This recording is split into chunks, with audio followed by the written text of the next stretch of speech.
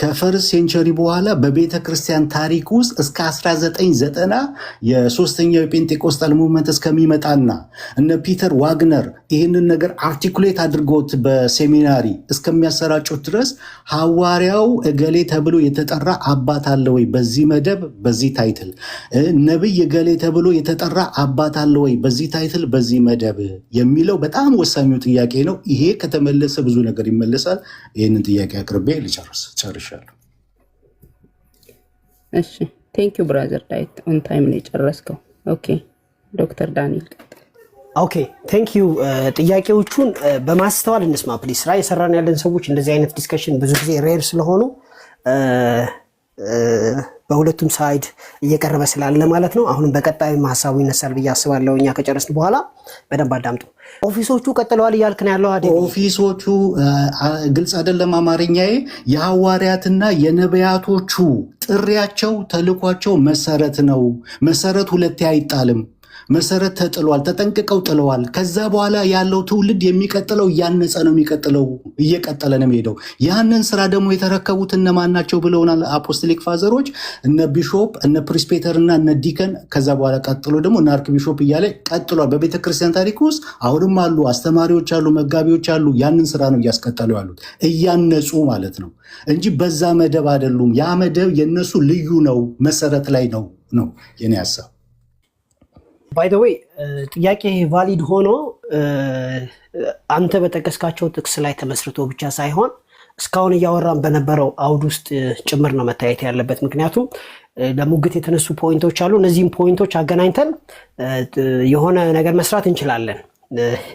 ግን መጽሐፉ ምን ይላል ሲል ቃል በቃል አንብበነዋል። ቃል በቃል ምንድነው ያነበብነው? ያው ሐዋርያት፣ ነቢያት ያለ ቀጥሎ ይሄ ደግሞ አንድ እስክንሆን ድረስ ስለሚልና አንድ ደግሞ ስላልሆን ሙሉ ስላልሆነ የቀጣይ ነው እንደሚቋረጥ ደግሞ የሚያሳይ መጽሐፍ ቅዱሳዊ ጥቅስ የለም የሚለውን ካስቀመጥን በኋላ ሌሎቹ በዚህ ላይ የሚመሰረቱ ናቸው እንጂ ሌሎች ጥቅሶችን ወስደን አሁን ቁጭ ብለን ማጥናት ይኖርብናል። እያንዳንዱ ነገር ሰፊ ነውና መሰረቱ ተቀምጦልናል።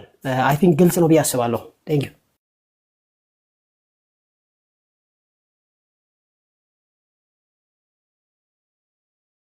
ይሄ ዲቤት አይደለም።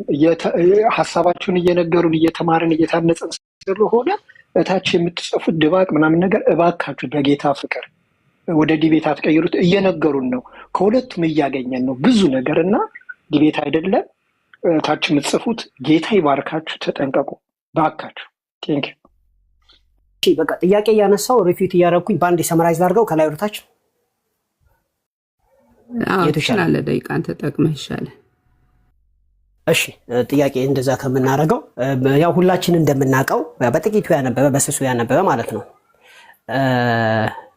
የኢግናሽስ ኮንቴምፖራሪስ የቤተክርስቲያንን ሃይራርኪ ኤፒስኮፓል፣ ፕሬስባይቴሪያንስ፣ ዲያቀንስ ብሎ አልከፋፈሉ። ማንም የከፋፈለ የለም። ራዘር በሱ ዘመን የነበሩ ሰዎችና እስከ ቅርብ ጊዜ ድረስ ማለት ላይክ ቢያንስ 100 ዓመት ምናምን ነገር የነበረው ክፍፍል እንዴት ነበረ?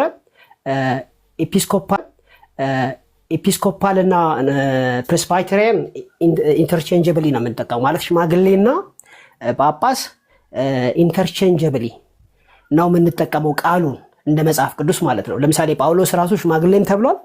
እንደገና ጳውሎስ ራሱ ደግሞ ጳጳስም ተብሏል። ወይም ደግሞ የዛ አይነት ቋንቋ ለጳውሎስ ኮንቴምፖራሪስ ተነግሯል። ስለዚህ ይሄ ክፍፍል የመጣው በኢግናሽስ ላይ ነው። ልብ አድርጉ።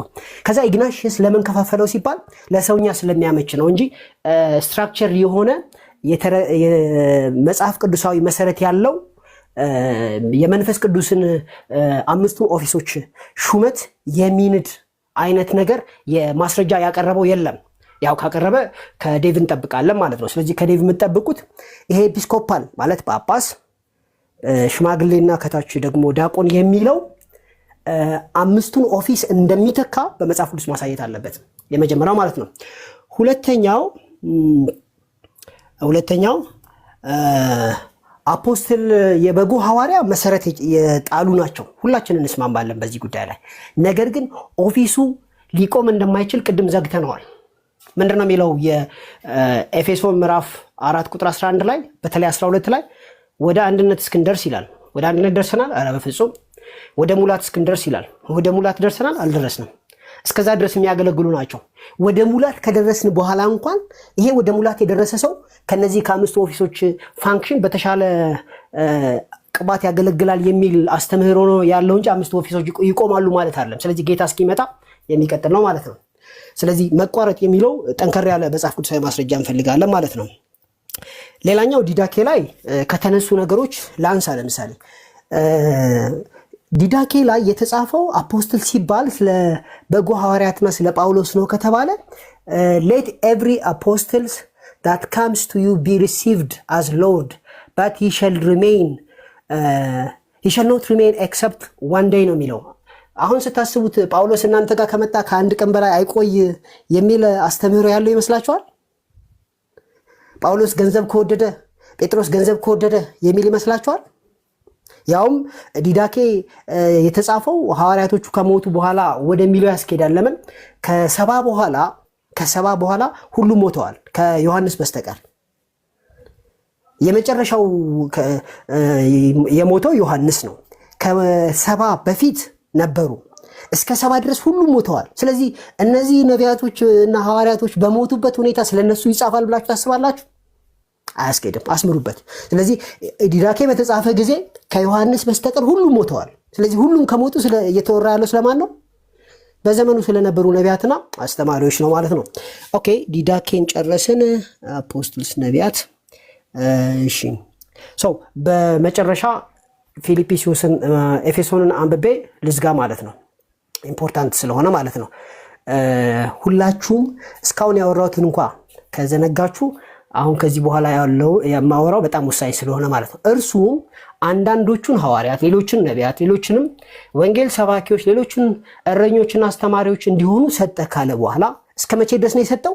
ሁላችን የእግዚአብሔር ልጅ በማመንና በማወቅ ወደሚገኝ አንድነት ሙሉ ሰውም ወደ መሆን የክርስቶስ ሙላቱ ወደሚሆን ወደ ሙላቱ ልክ እስክንደርስ ድረስ ቅዱሳን አገልግሎትን ለመስራት ለክርስቶስ አካል ህንፃ ፍጹማን የሆኑ ዘንድ ነው የሚለው። ስለዚህ እነዚህ ፍጹም ሆነናል በፍጹም። ስለዚህ ይሄ ነገር ቀጣይ ነው ማለት ነውና በዓለም ላይ ምንም በቂ ምክንያት የለም እኔ ሊያሳምነኝ የሚችል። ቴንኪዩ። እሺ ቴንኪዩ ዶክተር ዳኒ። ብራዘር ዳዊት መቀጠል ትችላለህ። ያ ዳኒ አልተጠቀመበትም። ጥያቄ ማስቀመጥ ነበረ ትክክለኛው አካሄድ። እኔ እንድመልስ ያው እንደዚህ መመላለስ እንዳይኖር ነበረ። አንተ ጥያቄዎችን አስቀምጠ ከዛ እኔ እንድመልስ ነበር ሀሳባዊ። ሶሪቲ ጥያቄ አላስቀመጥክልኝም። ምናልባት እንደ ጥያቄ ከሆነ መጨረሻ ላይ የተናገርከው መልስ ልስጥና እኔ ጥያቄ ያስቀምጥልሃለሁ። ምንድነው መጨረሻ ላይ ዲዳኬ እንደዛ ብሎ ሲያዛቸው ጳውሎስን ማለቱ ነው? ኖ እነ ጳውሎስማ 60ዎች ውስጥ ነው የተሰዉት። ዲዳኬ ፈርስት ሴንቸሪ ማብቂያ አካባቢ የተጻፈ ነው። ያንን አይደለም። እነዛ ይሄ ፈርስት ሴንቸሪ ላይ ከሐዋርያቶች መካከል የሚጠሩ እኮ አሉ። ሐዋርያት መካከል የሚጠሩ ከእነሱ ጋር እነ ባርነባስን እነ ዩሊያን በጣም ብዙ ሰዎች ፈርስት ሴንቸሪ ላይ እኮ እናያለን። እንደገናም ደግሞ ሐዋርያ ማለት ተብሎ እዛ ጋር ሲባል የተላከ ማለት ነው፣ ሚሽነሪ ማለት ነው። እኔ ሪፊዩት ያደረግኩት ምንድን ነው? ይሄ በመላው በክርስቶስ ቤተክርስቲያን ላይ አውቶሪቲ ያለው ነው ያንን ያዘዘው። ለምን እነዚህ በተላኩበት ቦታ ሁሉ በዛ በደረሱበት ቦታ እንደዚህ ከሆነ እንትን አትበሉት ሐሰተኛ ነው እያለ ትእዛዝ ነው የሚያስተላልፈው። እንደዚህ ከሆነ ደግሞ ኢሶኬ ስጡት እያለ ነው ትእዛዝ ይሄንን ስልጣን ያለው ከበጉ ሐዋርያ አንዱ ሊሆን ይችላል ብለው ያስቀመጡት ስኮላሮች ነው ያልኩት። እና ያ ደግሞ በመጨረሻ ያለፈው የበጉ ሐዋርያ ዮሐንስ ነው። ስለዚህ ዮሐንስ ነው ተብሎ ነው የሚባለው እንጂ እነዛ ሐዋርያ ተብለው ሚሽነሪ ተብለው የተላኩት እነ ጳውሎስ ናቸው እያልኩ አይደለም። እነዛ ሐዋርያ ተብለው ያሉት እንደዚህ እንኳን በሐዋርያ የሚለው ነገር ከሐዋርያት ጋር መቆጠር ወይም ደግሞ ከሐዋርያቶች መካከል የሚለው ፈርስት ሴንቸሪ ላይ የነበረ ነው። ይሄም እንኳን ቢሆን እነ ዩሊያ ቢሆን እነ ባርነባስ ቢበሉ የበጉ ሐዋርያ ተብለው ባይጠሩም በሐዋርያት መካከል ያሉ ተብለው እንኳን የሚጠሩ ፈርስት ሴንቸሪ ላይ ያለ ነው። የእኔ ኮሽኔ ከፈርስት ሴንቸሪ በኋላ በሐዋርያ መደብ የተጠራ አባት የለም፣ በነብይ መደብ የተጠራ አባት የለም። ያንን እነ ክሌመንት ኦፍ ሮም እነ ኢግናሽስ እነ ኢራኔስ ሲያስቀምጡት በተለይ ክሌመንት ኦፍ ሮም ሲያስቀምጥ appointed bishop and deacons to lead the church after them ይላል። ከነሱ በኋላ ቢሾፕና ዲከንስ ሊድን ያደርጋሉ የሚለውን ነገር ሲያስቀምጥ፣ ኢግናሺየስ ደግሞ 3 ሃይራርኪ ሲያስቀምጥ እናያለን። ከዛ በኋላ አርክ ቢሾፕ እያለ ሲቀጥል በቤተክርስቲያን እናያለን ማለት ነው። እንደ ጥያቄ ማስቀምጥልና የምትመልሰው ምንድን ነው? የኔ ጥያቄ አንደኛ ጻፈው፣ አንደኛ ከፈርስት ሴንቸሪ በኋላ እስከ 1990 ሶስተኛው የጴንጤቆስጣል ሙቭመንት እስከሚመጣበት ጊዜ ድረስ አፖስትል እንትና ተብሎ የተጠራ አባት አለ ወይ? ነቢይ እንትና ተብሎ የተጠራ አባት አለ ወይ? ይሄንን አንድ ያዝልኝ። ሁለተኛ ሐዋርያት አለ የሚቆም አይደለም ከተባለ ኦኬ፣ የሐዋርያነት ክራይቴሪያ አለው። የሐዋርያነት ክራይቴሪያ የተቀመጠ አለ። ሐዋርያ በመጀመሪያ በጌታ የሚሾም ጌታን ያየ በጌታ የተመረጠ በድንቅና በተአምራት የጸና ከጌታ የተማረ ኦኬ። የሚቀጥል ከሆነ አሁን ያሉት ራሳቸውን የሾሙት ሐዋርያት ይህንን ክራይቴሪያ ያሟላሉ ወይ? ጌታን አይተዋል ወይ? ከጌታ ጋር የበሉ የጠጡ የወጡ የገቡ ጌታ ራሱ የሾማቸው ጌታ የመረጣቸው ከጌታ የተማሩ በድንቅና በተአምር የጸና ነገር አላቸው ወይ? ይሄ ጥያቄ ነው። ሶስተኛው ደግሞ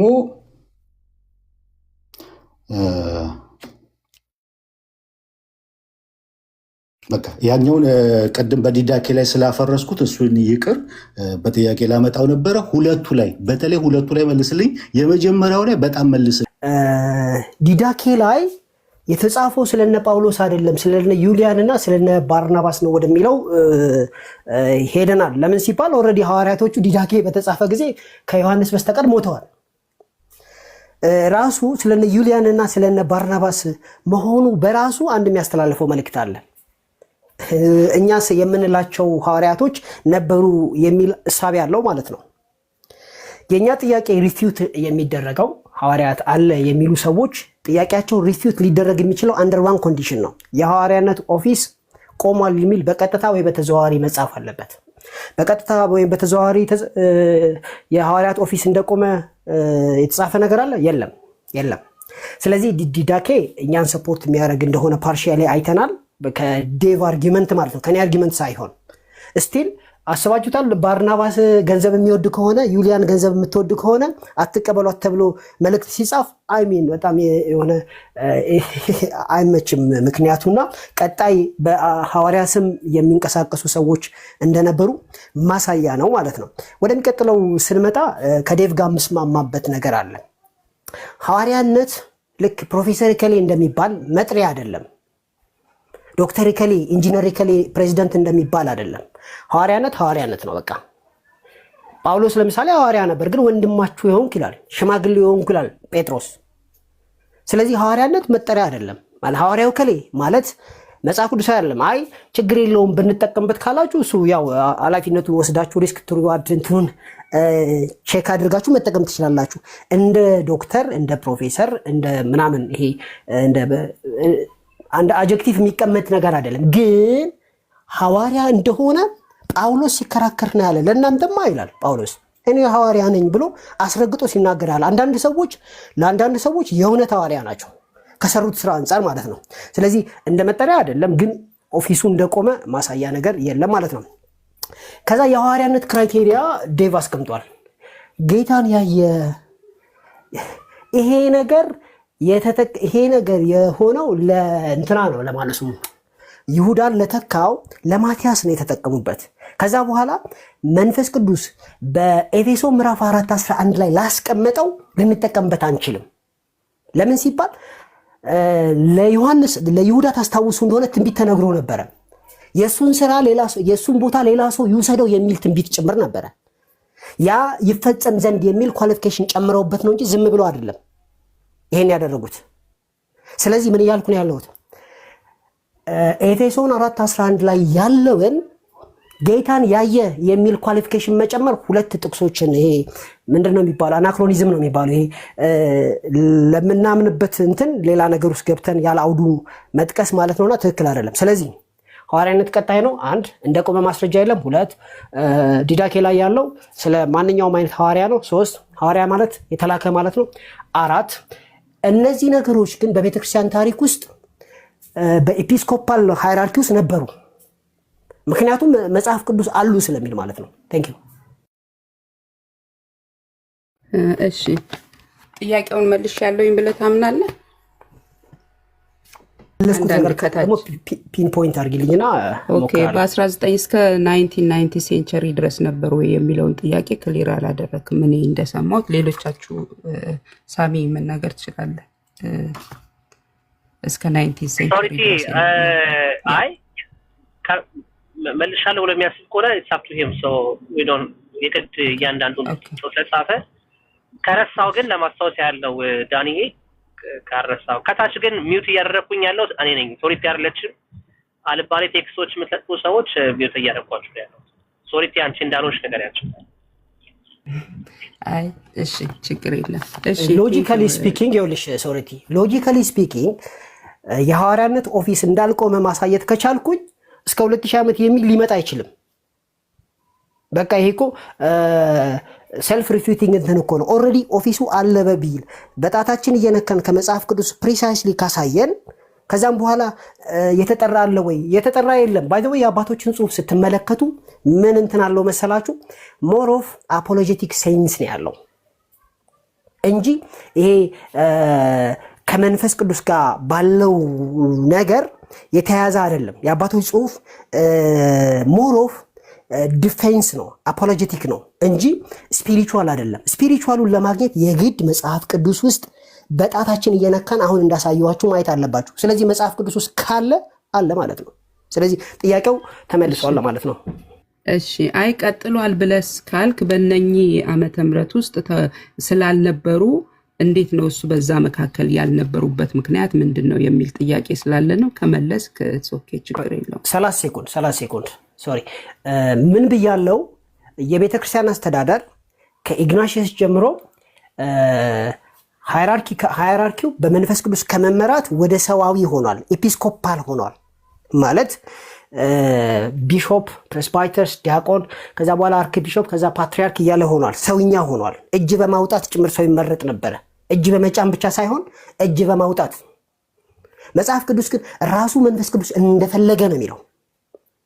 ስለዚህ እሱ ነገር እስካልቆመ ድረስ ሊቆም አይችልም። ሁለተኛ ደግሞ እነዚህ የጸጋ ስጦታዎች አሁን ባልኩት መስተዳድር ውስጥ በፓትሪያርክ ውስጥ ሊሆን ይችላል፣ በአርክ ቢሾፕ ውስጥ ሊሆን ይችላል፣ በቢሾፕ ውስጥ ሊሆን ይችላል፣ በሽማግሌ ውስጥ ሊሆን ይችላል። እነዚህ ቅባቶች ነበሩ። ለምን ሲባል መጽሐፍ ቅዱስ ነበሩ ስለሚል። እሺ ቴንኪው ዶክተር። ኦኬ ብራዘር ዳዊት መቀጠል ትችላለህ። ቴንኪው። አይ መልሱን እኮ መልሶታል፣ የለም ብሏል። እኔም ደግሞ የምፈልገው ያንን ነው። ከፈርስት ሴንቸሪ በኋላ እስከ 1990 ሶስተኛው የፔንቴኮስታል ሙቭመንት እስከሚመጣበት ድረስ በቤተ ክርስቲያን ታሪክ ውስጥ ይሄንን በደንብ ስሙት፣ እሰልሰዋለሁ፣ እደግመዋለሁ። በቤተ ክርስቲያን ታሪክ ውስጥ ነቢይ ተብሎ የተጠራ አባት አንድ ማምጣት አይቻልም። ሐዋርያ እገሌ ተብሎ የተጠራ አባት አንድ ሰው ማምጣት አይችልም። በቤተ ክርስቲያን ውስጥ ታሪክ ውስጥ የለም። በቃ ራሳችሁን የሾማችሁ ሁሉ ራሳችሁን ፈጥፍጡ። ይህንን ነው ብለው። እሺ ጥያቄ መጠየቅ ትችላለህ ዶክተር ዳኒ ለብራዘር ዳዊት።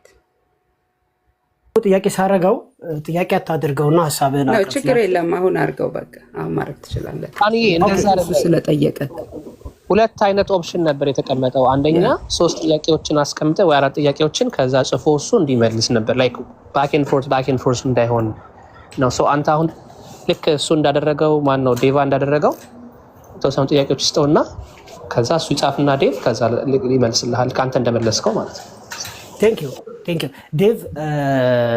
አሁን የምጠይቅህን ጥያቄ ከመጽሐፍ ቅዱስ ነው የምጠይቅህ። መጽሐፍ ቅዱስ ላይ እነዚህ 5ቱ ኦፊሶች ተሰጥተዋል ካለ በኋላ እኛ ቤተክርስቲያን ማለት ነው ወደ አንድነትና ወደ ሙላት እስክንደርስ ድረስ ይላል። ወደ አንድነትና ወደ ሙላት ሙሉ ሰውም ወደ መሆን አድገን ጨርሰናል ብለህ ታምናለህ? ኦኬ የስ ኦር ኖ ኩዌስችን አይደለም አይደለ? ማብራራት እችላለሁ። የስ ኦር ኖ ኩዌስችን ኢዝ ኤ ኩዌስችን አክቹዋሊ ኦፍ ኮርስ ታብራራለህ። የስ እና ኦር ኖ ካልክ በኋላ ታብራራለህ፣ መብት ነው። ኦኬ ሁለተኛ ዙር ነው የገባ ነው ማለት ነው። እሺ የቤተ ክርስቲያን እስከ ክርስቶስ ፍጹም ሙላት ድረስ እስከምትደርስ ድረስ ጸጋ አቅራቦት ነው፣ ባጀት ነው፣ የሚቀጥል ጉዳይ ነው። ይህንን ሳብራራ ግን ይሄ የሚቀጥለው ልክ ቤተ ክርስቲያን የወንጌል ስራ እንደ ዱላ ቅብብሎች ነው። አንዱ ይዞት እስከ መጨረሻው ሄዶ የሚጨርሰው ሳይሆን አንዱ የተወሰነ ድረስ ሮጦ የሚያቀብለው፣ ሌላው ደግሞ ተቀብሎ የሚሮጠው የዱላ ቅብብሎች ነው። ልክ እንደዛ ነው የሚመሰለው እና በቤተ ክርስቲያን ታሪክ ውስጥ የፋውንዴሽን አገልግሎት ለዛ የተጠሩ አሉ። እነዛም ነቢያቶች፣ የብሉይ ኪዳን ነቢያቶች እና የአዲስ ኪዳን ሐዋርያቶች ናቸው። መሰረቱን ተጠንቅቀው ጥለዋል። ሌላው ብሏል፣ ቅድም ጠቅሻለሁ፣ ቆሮንቶስ ላይ ጳውሎስ እንደ ብልሃተኛ የአናጺ አለቃ ተጠንቅቄ መሰረትን ጣልኩ አለ። ሌላው በእርሱ ላይ ያንጽበታል። ሌላው የሚመጣው ትውልድ በሙሉ በእሱ ላይ ያነጸ የሚሄድ ነው። ያንን ደግሞ ለማነጽ አስተማሪዎች አሉ፣ መጋቢዎች አሉ፣ ዲከንስ አሉ፣ ቢሾፖች አሉ፣ አርክ ቢሾፕ አለ። መቀጠል ይቻላል። ያንን የሚያንጹ የሚቀጥሉ ማለት ነው ቢልዲንጉን። ዴቫ ጥያቄ አልተመለሰልኝም። ለምን እንዳልተመለሰ ላስረዳ። ያው ጨርሳል ብዬ ነው የገባሁበትና የኔ ጥያቄ ሁላችን የእግዚአብሔር ልጅ በማመንና በማወቅ ወደሚገኝ አንድነት ሙሉ ሰውም ወደ መሆን የክርስቶስን ሙላቱ ወደሚሆን ሙላት እስክንደርስ ድረስ ካለ መጽሐፍ ቅዱስ ሁለት ነው እንትኑ። ደርሰናል ከተባለ ጸጋው ቆሟል፣ አልደረስንም ከተባለ ጸጋው ቀጥሏል። ስለዚህ ለአንተ የሚቀርብልህ ጥያቄ ዳኒ ስለደረስን ጸጋው ቆሟል ወይም ደግሞ ስላልደረስን ጸጋው ቀጥሏል የሚል ማብራሪያ ነው ማቅረብ ያለብን። ስለዚህ እዚህ ጋር እስክንደርስ ድረስ ሙሉ ሰው እስክንሆን ድረስ አንድ እስክንሆን ድረስ ጥያቄው ስለሚል አንድ ሆነናል ወይ ወደ ሙላት ደርሰናል ወይ? ካልደረስን ጸጋው ቀጥሏል ማለት ነውና ይሄንን ሐሳብ ሎጂካሊ መልስልኝ።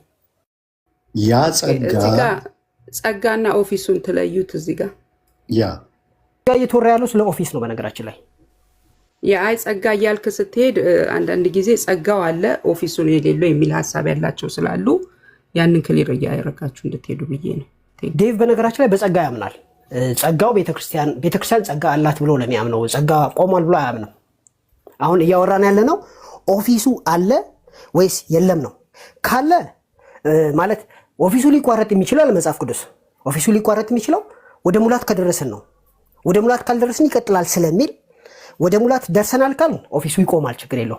አክቹአሊ ኦፊሱ መቆምም የለበትም። እዚህ ጋር አውዱን ስታየው ይሄንን አምስቱን ኦፊስ ዘለነው በከፍታ እንመላለሳለን ማለት ነው እንጂ ጸጋው ይቆማል ማለት አይደለም። በተሻለ ሙላት በተሻለ አንድነት እንገለጣለን ማለት ስለሆነ፣ ስለዚህ ወደ ሙላት ደርሰናል አልደረስንም። ከደረስን ደግሞ ኦፊሱ አለ ማነው፣ ካልደረስን ደግሞ ኦፊሱ አለ ማለት ነው።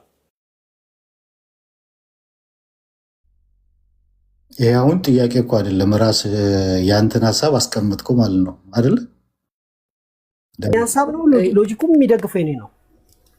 ታዲያ ምን ልመልስ? አሁን አንተ ደመደም ከሆነ እንደዚህ ነው ብለህ አስቀመጥከው ወይስ ያንተን ሐሳብ ተናገር? ያንተን ደግሞ እያልከኝ ነው።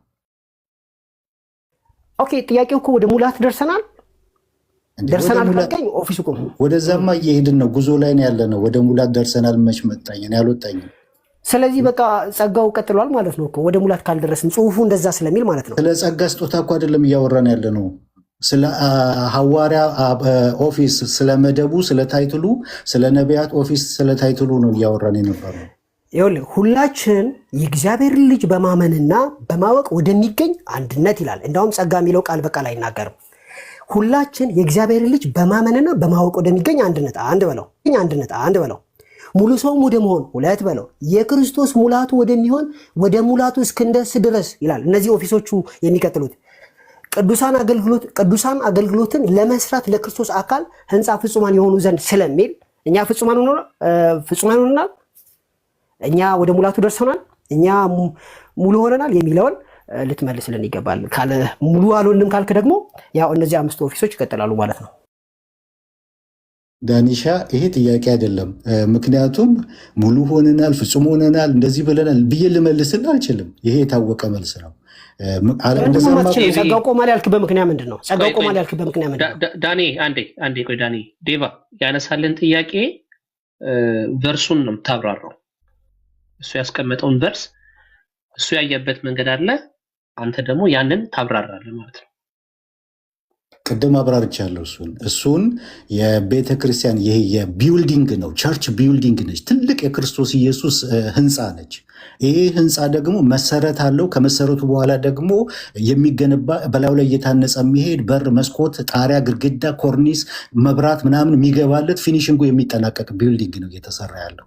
በዚህ ቢውልዲንግ ላይ ደግሞ እያንዳንዱ ብልት ድርሻ አለው፣ አካል አለው። የሐዋርያትና የነቢያቱ ድርሻ መሰረት ላይ ነው ድርሻቸው። መሰረቱን ተጠንቅቀው ጥለዋል።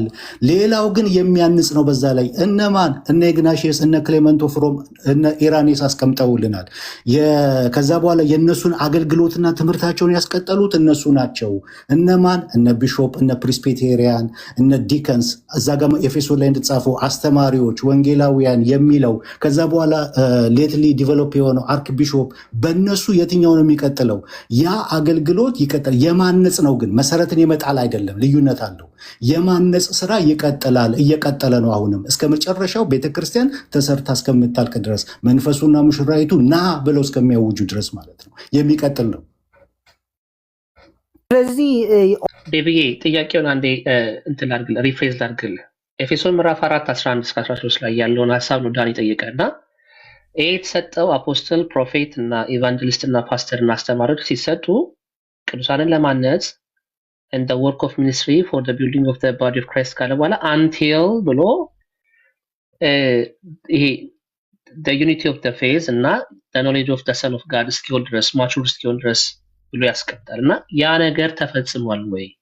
ምክንያቱም እዛ ላይ 4:11-13 ያለው ስጦታው የተሰጠው እስከዛ ድረስ ነው፣ the fullness of Christ እስኪገለጥ ድረስ ነው ብሎ ያስቀምጣል። እና አንተ ይሄንን ስታብራራ ይሄ እነዚህ ነቢያት ኦፊሶች ቆመዋል ካልክ አሁን ላይ the fullness of Christ ተገልጦ ነው ወይ የቆመው የሚል ጥያቄ ጠየቅ። straight forward እችኛዋን ብቻ አብራራና ከዛ ወደ ሌላ ጥያቄ ትቀጥላለህ። አይ ሳሚሻ መልሱን ስጡኝና ወይ እኔ ልናገር። ኖ ይሄ ጥያቄ ዳን ጠየቀ ጥያቄ ነው። አለመልስሻለሁ ወይ ደግሞ መልስሻለሁ። ኖ መልስ ካልጣባችሁ መልሱን ስጡኝና እናንተ ያላችሁትን ልናገር። ኖ አይደለም። እኔ እኮ እንደዛ አይደለም እኮ ጥያቄውን ሪፍሬዝ ያደረኩልህ። ግን መልሼዋለሁ ካልከኝ ፔሪድ አለቀ። መልሼዋለሁ ብለህ ማለት ትችላለህ። እኔ መልሼዋለሁ፣ ከዚህ በላይ ሌላ አልችልም። በደንብ አድርጌ መልሼዋለሁ። እሺ ዴቪ በቃ ተባረክ። ዳኒ ሌላ ጥያቄ ጠይቅ። እሺ ሌላ ጥያቄ የምጠይቀው ዴቫ ነው መጠየቅ የሚችለው። አሁን ዴቭ መጠየቅ ይችላል፣ ምክንያቱም የዳኒ ጥያቄ ስለተላለሽ። አንድ ጥያቄ ይቀረኛል። ያው በኋላ የመጨረሻ አንድ ከዚህ በኋላ ዝም ብላለሁ። እሺ ብራዘር ዳይ መጠየቅ ይችላል። እሺ አሁን እንደዚህ ፌስ ቱ ፌስ መጠያየቅ ከሆነ እጠይቃለሁ ድጋሚ ማለት ነው። ምን ብለሃል? ይሄ ኦፊሱ ቀጥሏል ብለሃል። ቀጥሏል።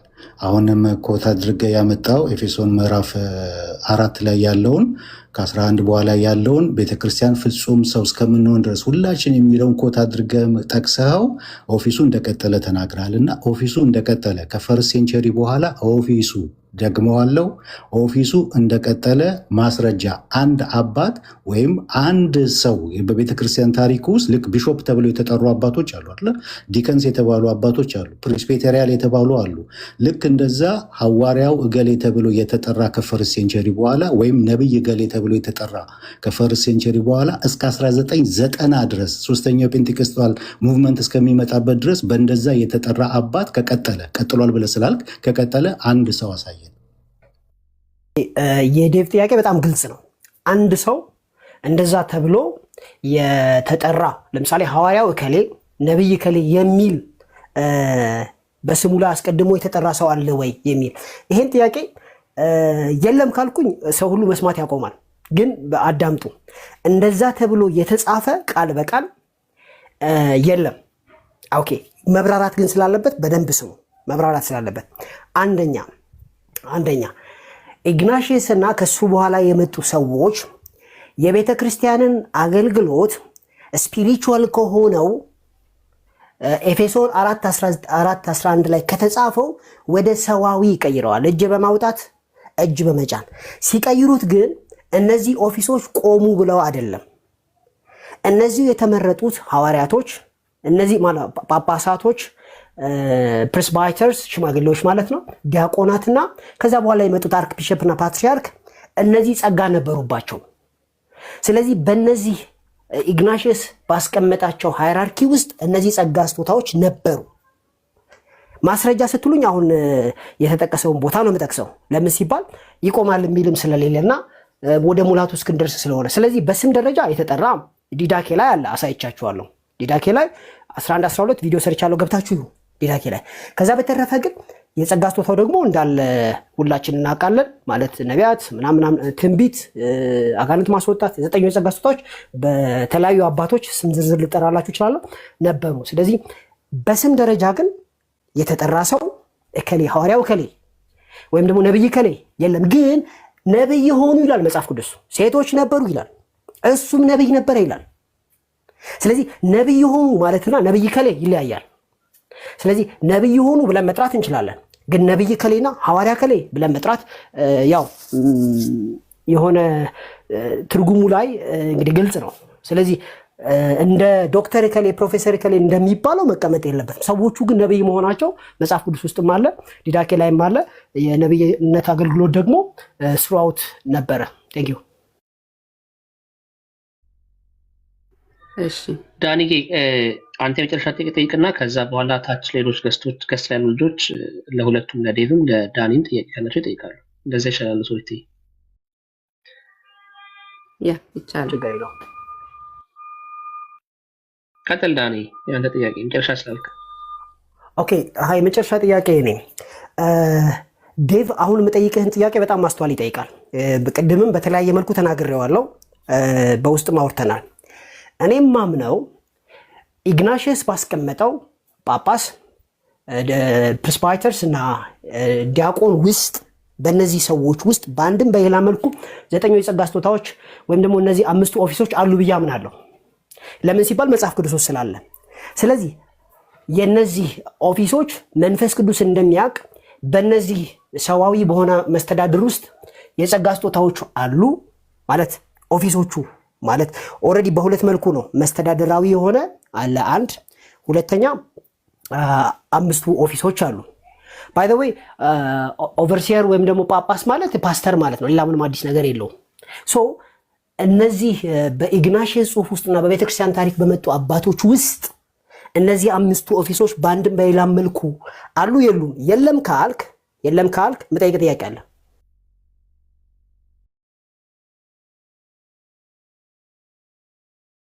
ጥያቄው ራሱ ለእኔ ግልጽ አይደለም። እነዚህ 5 ኦፊሶች በአንድም በሌላ መልኩ በእነዚህ በቢሾፖች ውስጥ፣ በፕሬስቢቴሪያን ውስጥ፣ በዲከን ውስጥ አሉ ወይ? ምን ማለት ነው?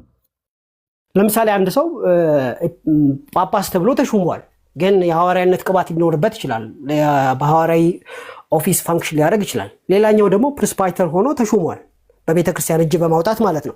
ነገር ግን የወንጌላዊነት ኦፊስ ውስጥ ፋንክሽን ሊያደርግ ይችላል አንድ ሰው። ስለዚህ እንደዚህ ያደርጉ ነበር ወይ? አያደርጉም ካልከኝ ከኤፌሶን 4:11 ጋር ይጋጭም ወይ ነው ጥያቄው።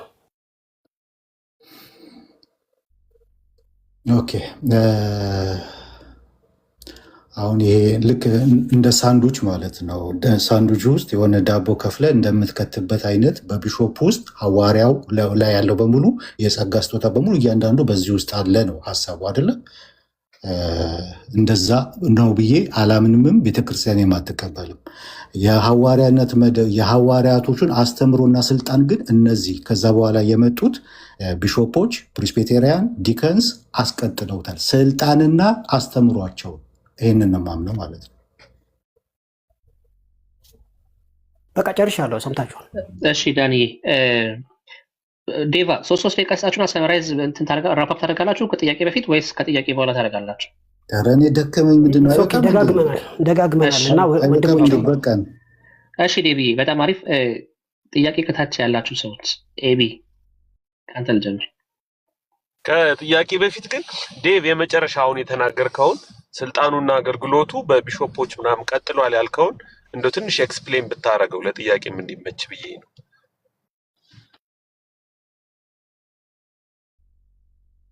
ያ ስልጣናቸው ማለት ካልቪን ካስቀመጠው የቤተ ክርስቲያን ትሩ ቸርች ማርክ አንዱ ሶስተኛው በዲቤት በኋላ የገባ ቢሆንም ስልጣንን ኤክሰርሳይዝ የማድረግ ብሎ የተቀመጠው ማለት ነው። ቤተ ክርስቲያን አሁን በቢሾፕ ደረጃ ያሉት በእንደዚህ በፕሪስፔተር ደረጃ ያሉት አውቶሪቲ አላቸው፣ ስልጣን አላቸው። ስለዚህ ያ ስልጣን ኤክሰርሳይዝ ያደርጉታል። በዚህ ሹመት በዚህ እንትን ያሉት ያንን ስልጣን ኤክሰርሳይዝ ያደርጉታል ነው በቤተ ክርስቲያን ላይ። አስተምሯቸው ደግሞ ትምህርታቸው ነው። ትምህርታቸውን ነው አሁን ቤተ ክርስቲያን እያስቀጠለች ያለችው። ሁሉ ነገር ተጽፎልናል መጽሐፍ ቅዱስ ውስጥ፣ ሁሉም ሪቪሌሽን አለ። ያንን አስተምሯቸውን የነቢያቱና የሐዋርያቱን አስተምሮ ቤተ ክርስቲያን እያስተማረችውም ነው፣ እየሰበከችውም ነው፣ እየተናገረችውም ነው። አስተምሯቸውን ምን እያደረገች ነው? እያስቀጠለች ነው። በዛ ደግሞ ምን ታደርጋለች? በዛ አስተምሮ በምንማርበት በምንሰበክበት ሰዓት ቤተክርስቲያን ኤዲፋይ የሆነች እየታነጸች ትሄዳለች። የክርስቶስ ፍጹም ሙላት እስከሚመጣ ድረስ እየታነጽንበት የምንሄድ ነው። ቃሉ፣ ትምህርታቸው፣ አስተምሯቸው ማለት ነው።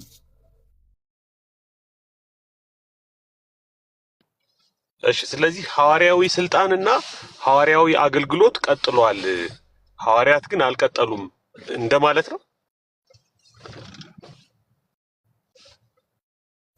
ሐዋርያዊ ስልጣን ልክ በእነሱ ስታንዳርድ እንደዛ ሳይሆን ልክ ኢንስፓይሬሽን ምናምን ሳይጨምር በተለይ ራይቲንግ አፖስትልስ ቀጥለዋል የሚል ማንም ስለሌለ እሱን ሳይጨምር ማለት ነው። ቢሾፕ ያለው ስልጣን አለ አይደለ? በቤተ ክርስቲያን ታሪክ ውስጥ ቢሾፕ ያለው ስልጣን አለ፣ ፕሪስፔተር ያለው ስልጣን አለ። ያንን ስልጣን ኤክሰርሳይዝ ያደርጉታል በአካሉ ላይ፣ በቤተ ክርስቲያን ኦርዴን በተደረጉበት ላይ ያንን ስልጣን ኤክሰርሳይዝ ያደርጉታል። እንደ ሐዋርያቶቹ ግን በክርስቶስ ቤተክርስቲያን ላይ ሁሉን ኤክሰርሳይዝ የሚያደርጉት፣ እነዚህኛዎቹ ግን በተሾሙበት ኦርዴን በተደረጉበት ላይ ያን ስልጣን ኤክሰርሳይዝ ያደርጉበታል ነው በኦርዴን በተደረጉበት ቦታ ላይ። ስለዚህ ያ ስልጣን ያው በየእንትኑ በቢሾፑ በፕሪስፔተሩ በያሉበት ኦርዴን በተደረጉበት የተከፋፈለ ቢሆንም ያንን ቤተክርስቲያን ምን ታደርገዋለች? ኤክሰርሳይዝ ታደርገዋለች። አሁንም አስተምሯቸውን ደግሞ ታስተምራለች፣ አስቀጥላለች ማለት ነው። እና ያ ደግሞ በመጽሐፍ ቅዱስም በክሪድም የተቀመጠልን በኮንፌሽንም የተቀመጠልን ነው ማለት ነው።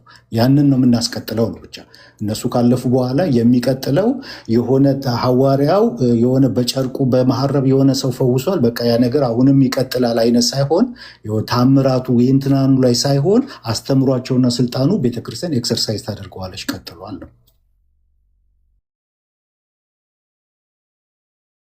ኦኬ እሺ፣ ታንኪዩ ክሊር ስላደረከው። አሁን ሁለት ጥያቄ ከተፈቀደልኝ ሁለት ጥያቄ አይ ዶንት ኖ ብዙ ሰዎች ስለሆን አይ ቲንክ እኔ ዴቭን ብቻ ልጠይቅ። ዳኒም ጋር ጥያቄ ነበረኝ። ዳኒን ጠይቀው ደግሞ ለምን እዛ ላይ እንትን እንዳንል ዳኒን መጠየቅ ካለብህ ዳኒን ጠይቀው፣ እሱም ብሬክ እንትን እንዲል ለዳኒ ጥያቄህን ደግሞ ወደ ዳኒ ጠይቅና ባላንስ እንድናደርገው። እሺ አክቹዋሊ ዴቭን ክሊር እንዲያደርግልኝ ነው እንጂ ጥያቄ የጻፍኳቸው ጥያቄዎች ውይይቱ ላይ ሁለት ጥያቄዎች አሉ። ወደ በኋላሽ ጊዜ ካገኘው ጠይቃለሁ። እኔ ዳኒን ጠይቀዋለሁኝ። ሶሪቲ ምናልባት እኔም እንደ ሞሮፍ ወደ ዴቭ ሀሳብ ስለሆነ ማዘነብለው ዳኒን ብጠይቀው ደስ ይለኛል። ምንድነው እንደገና ስጋ ቅርጫ ተከፋፈልናችሁ? ይቅርታ እሺ፣ ሶሪ ጎሄድ ፕሊዝ። አይቀርም፣ አይ ችግር የለም። ተከፋፈል እንዴት ትጠይቅልኛለህ? አንተ ገናና ያስታወሳችሁ። እኔም ለዳኒ ጥያቄ አለ፣ እኛም ለዳኒ ጥያቄ አለ። አይ ጥያቄ የፈጠረብኝ ነገር እንትና ላይ ስለሆነ ነው። ዳኒ ላይ እንደዛ ከሆነ ዳኒን ጠይቀውና ዴቭም እረፍት እንዲያደርግ አንተ ከሱ ጋር ስጨርስ እኔ ደግሞ ዴቭን ሁለት ጥያቄ ነው ያለኝ። አንዱንም ቢሆን መጠየቅ እችላለሁ ከደከመው። ከዛ ደግሞ ዳኒ አንድ ይጠየቃል። ከዛ ዴቭ ደግሞ እንደዚህ እያል መቀጠል እንችላለን ካልሰለቻቸው። እንዱ ቀጥል። ጋጋሚ አንድ የሚጠቅሰው ጥቅስ ነበረ። ይቅርታ በጣም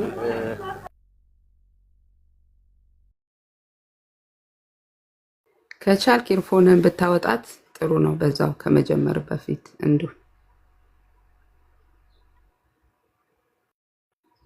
በዚህ አጋጣሚ ሰው ብዙ ያለው ዛሬ ነው። ለአንዱ ኢርፎን ብንገዛለት እዛው አዲስ አበባ አይደለ እንዲያቀብለው ምን አለ ራሱ ነው ፕሮሚስ የገባው ራስን የምትሰጠው የምትገዛለው በጣም ነው የሚቸገረው እርዱኝ እባካችሁ ወገኖች እርዱኝ ኢርፎን እንግዛለን ሁለት ጥያቄ ነው ዳኒ ላይ ያለኝ አንደኛው ተሰጠ የሚለው እኔ ብዙ ጊዜ የምጠቅሰው በግሪኩም ብትመለከተው አይ ቲንክ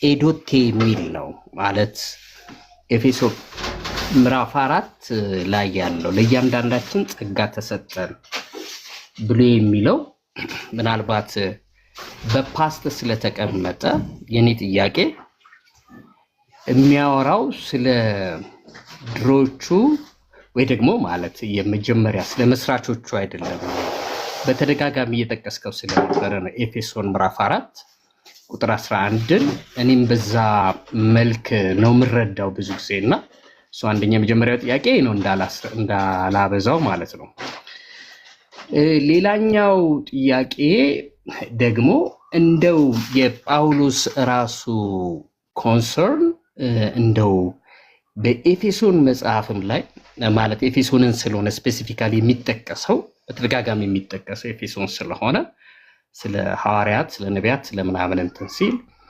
በየአጥቢያው በሎካል ቸርቹ ለምሳሌ በቆላስይስ በቆሮንቶስ በምናምን ስለሚሾሙት ሐዋርያት የሚያወራ ይመስልሃል ወይ ደግሞ ምክንያቱም መጽሐፉ ራሱ ኤፌሶን ራሱ የዓለም አቀፋዊ ስለ ዓለም አቀፋዊቱ ቤተክርስቲያን ስለ ዩኒቨርሳል ቸርች ስለ እንደዚህ አይነት ስለሆነ ሎካል ቸርች ውስጥ ስለሚሾሙት ነው የሚያወራው የሚለው ይሄ እነዚህ ሁለት ጥያቄዎች ናቸው በጣም አመሰግናለሁ ዳኒ ካልገባህ ምናልባት ድጋሚ ክሊር ላደርገው እችላለሁ ሁለት ነው ጥያቄዎች አንደኛው በፓስት ነው የተቀመጠው 11 ምንድነው 4:11 ይመስለኛል አይ ቲንክ ሁለተኛው ደግሞ አጠቃላይ የፖል ሐሳብ ነው ወይ ራሱ የሚል ነው አመሰግናለሁ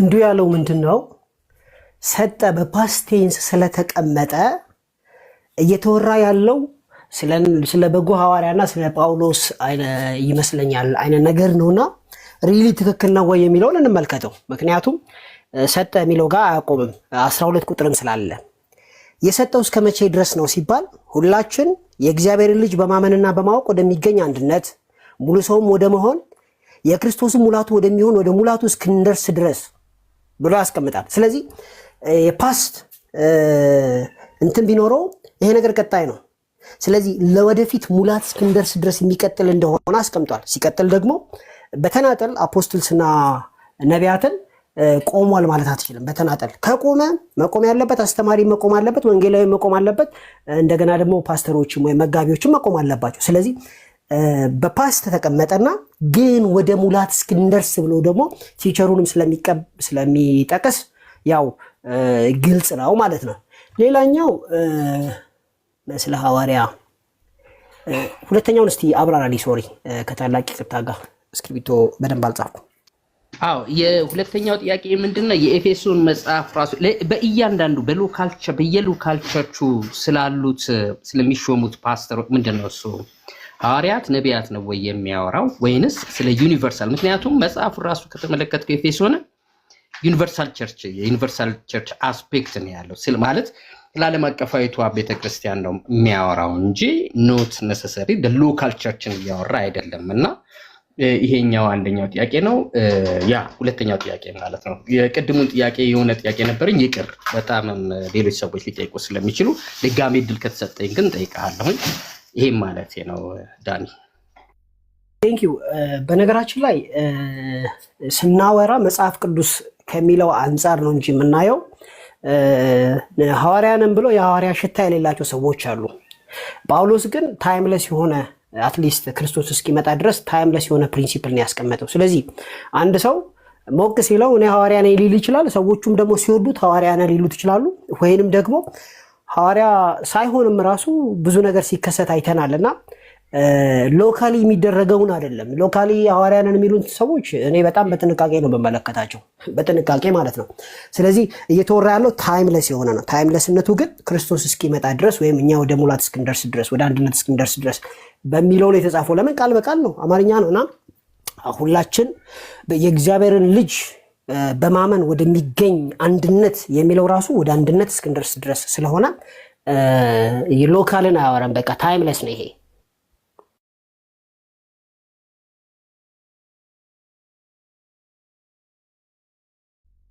ኦኬ እንዱ ጨርሳል አይደለ?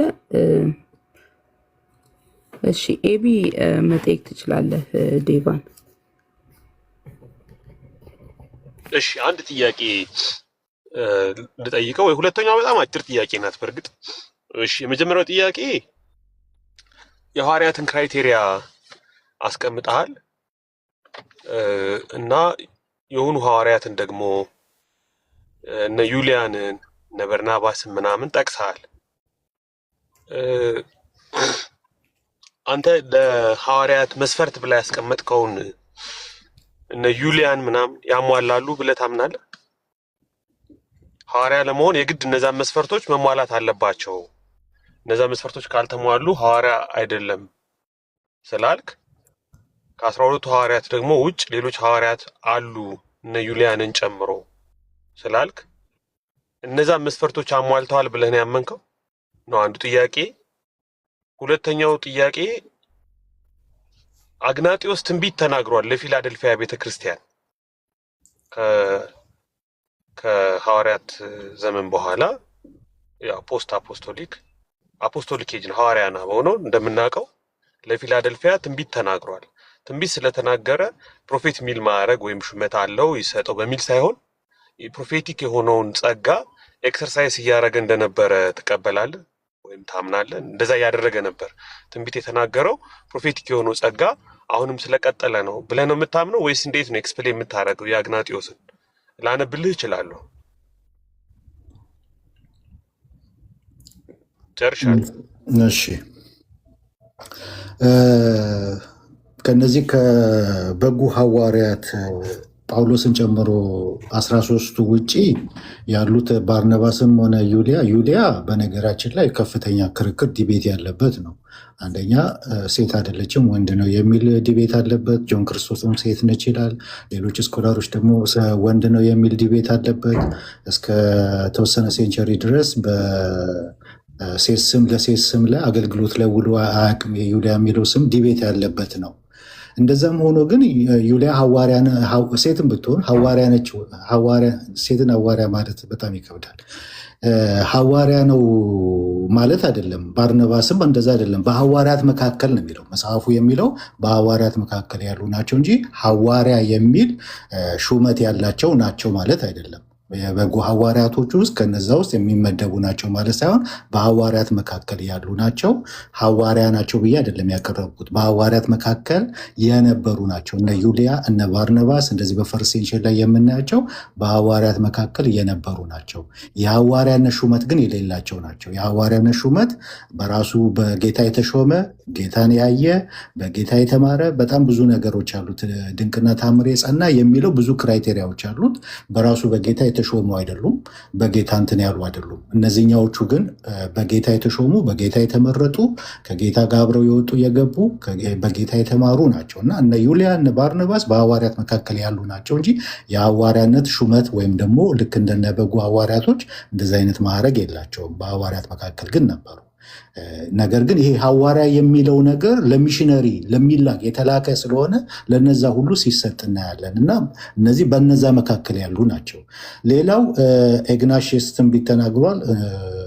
ትንቢትን ከሐዋርያነት ኦፊስ ጋር እንትን የሚያቆራኘው ነገር ቢኖርም ነገር ግን የሐዋርያነት ኦፊስ ምንድን ነው? የነብይነት ኦፊስ ትንቢት መናገር ብቻ አይደለም እና የትንቢት ስጦታ የለም የሚል አይደለም። አልተናገርኩም እኔ እንደዛ።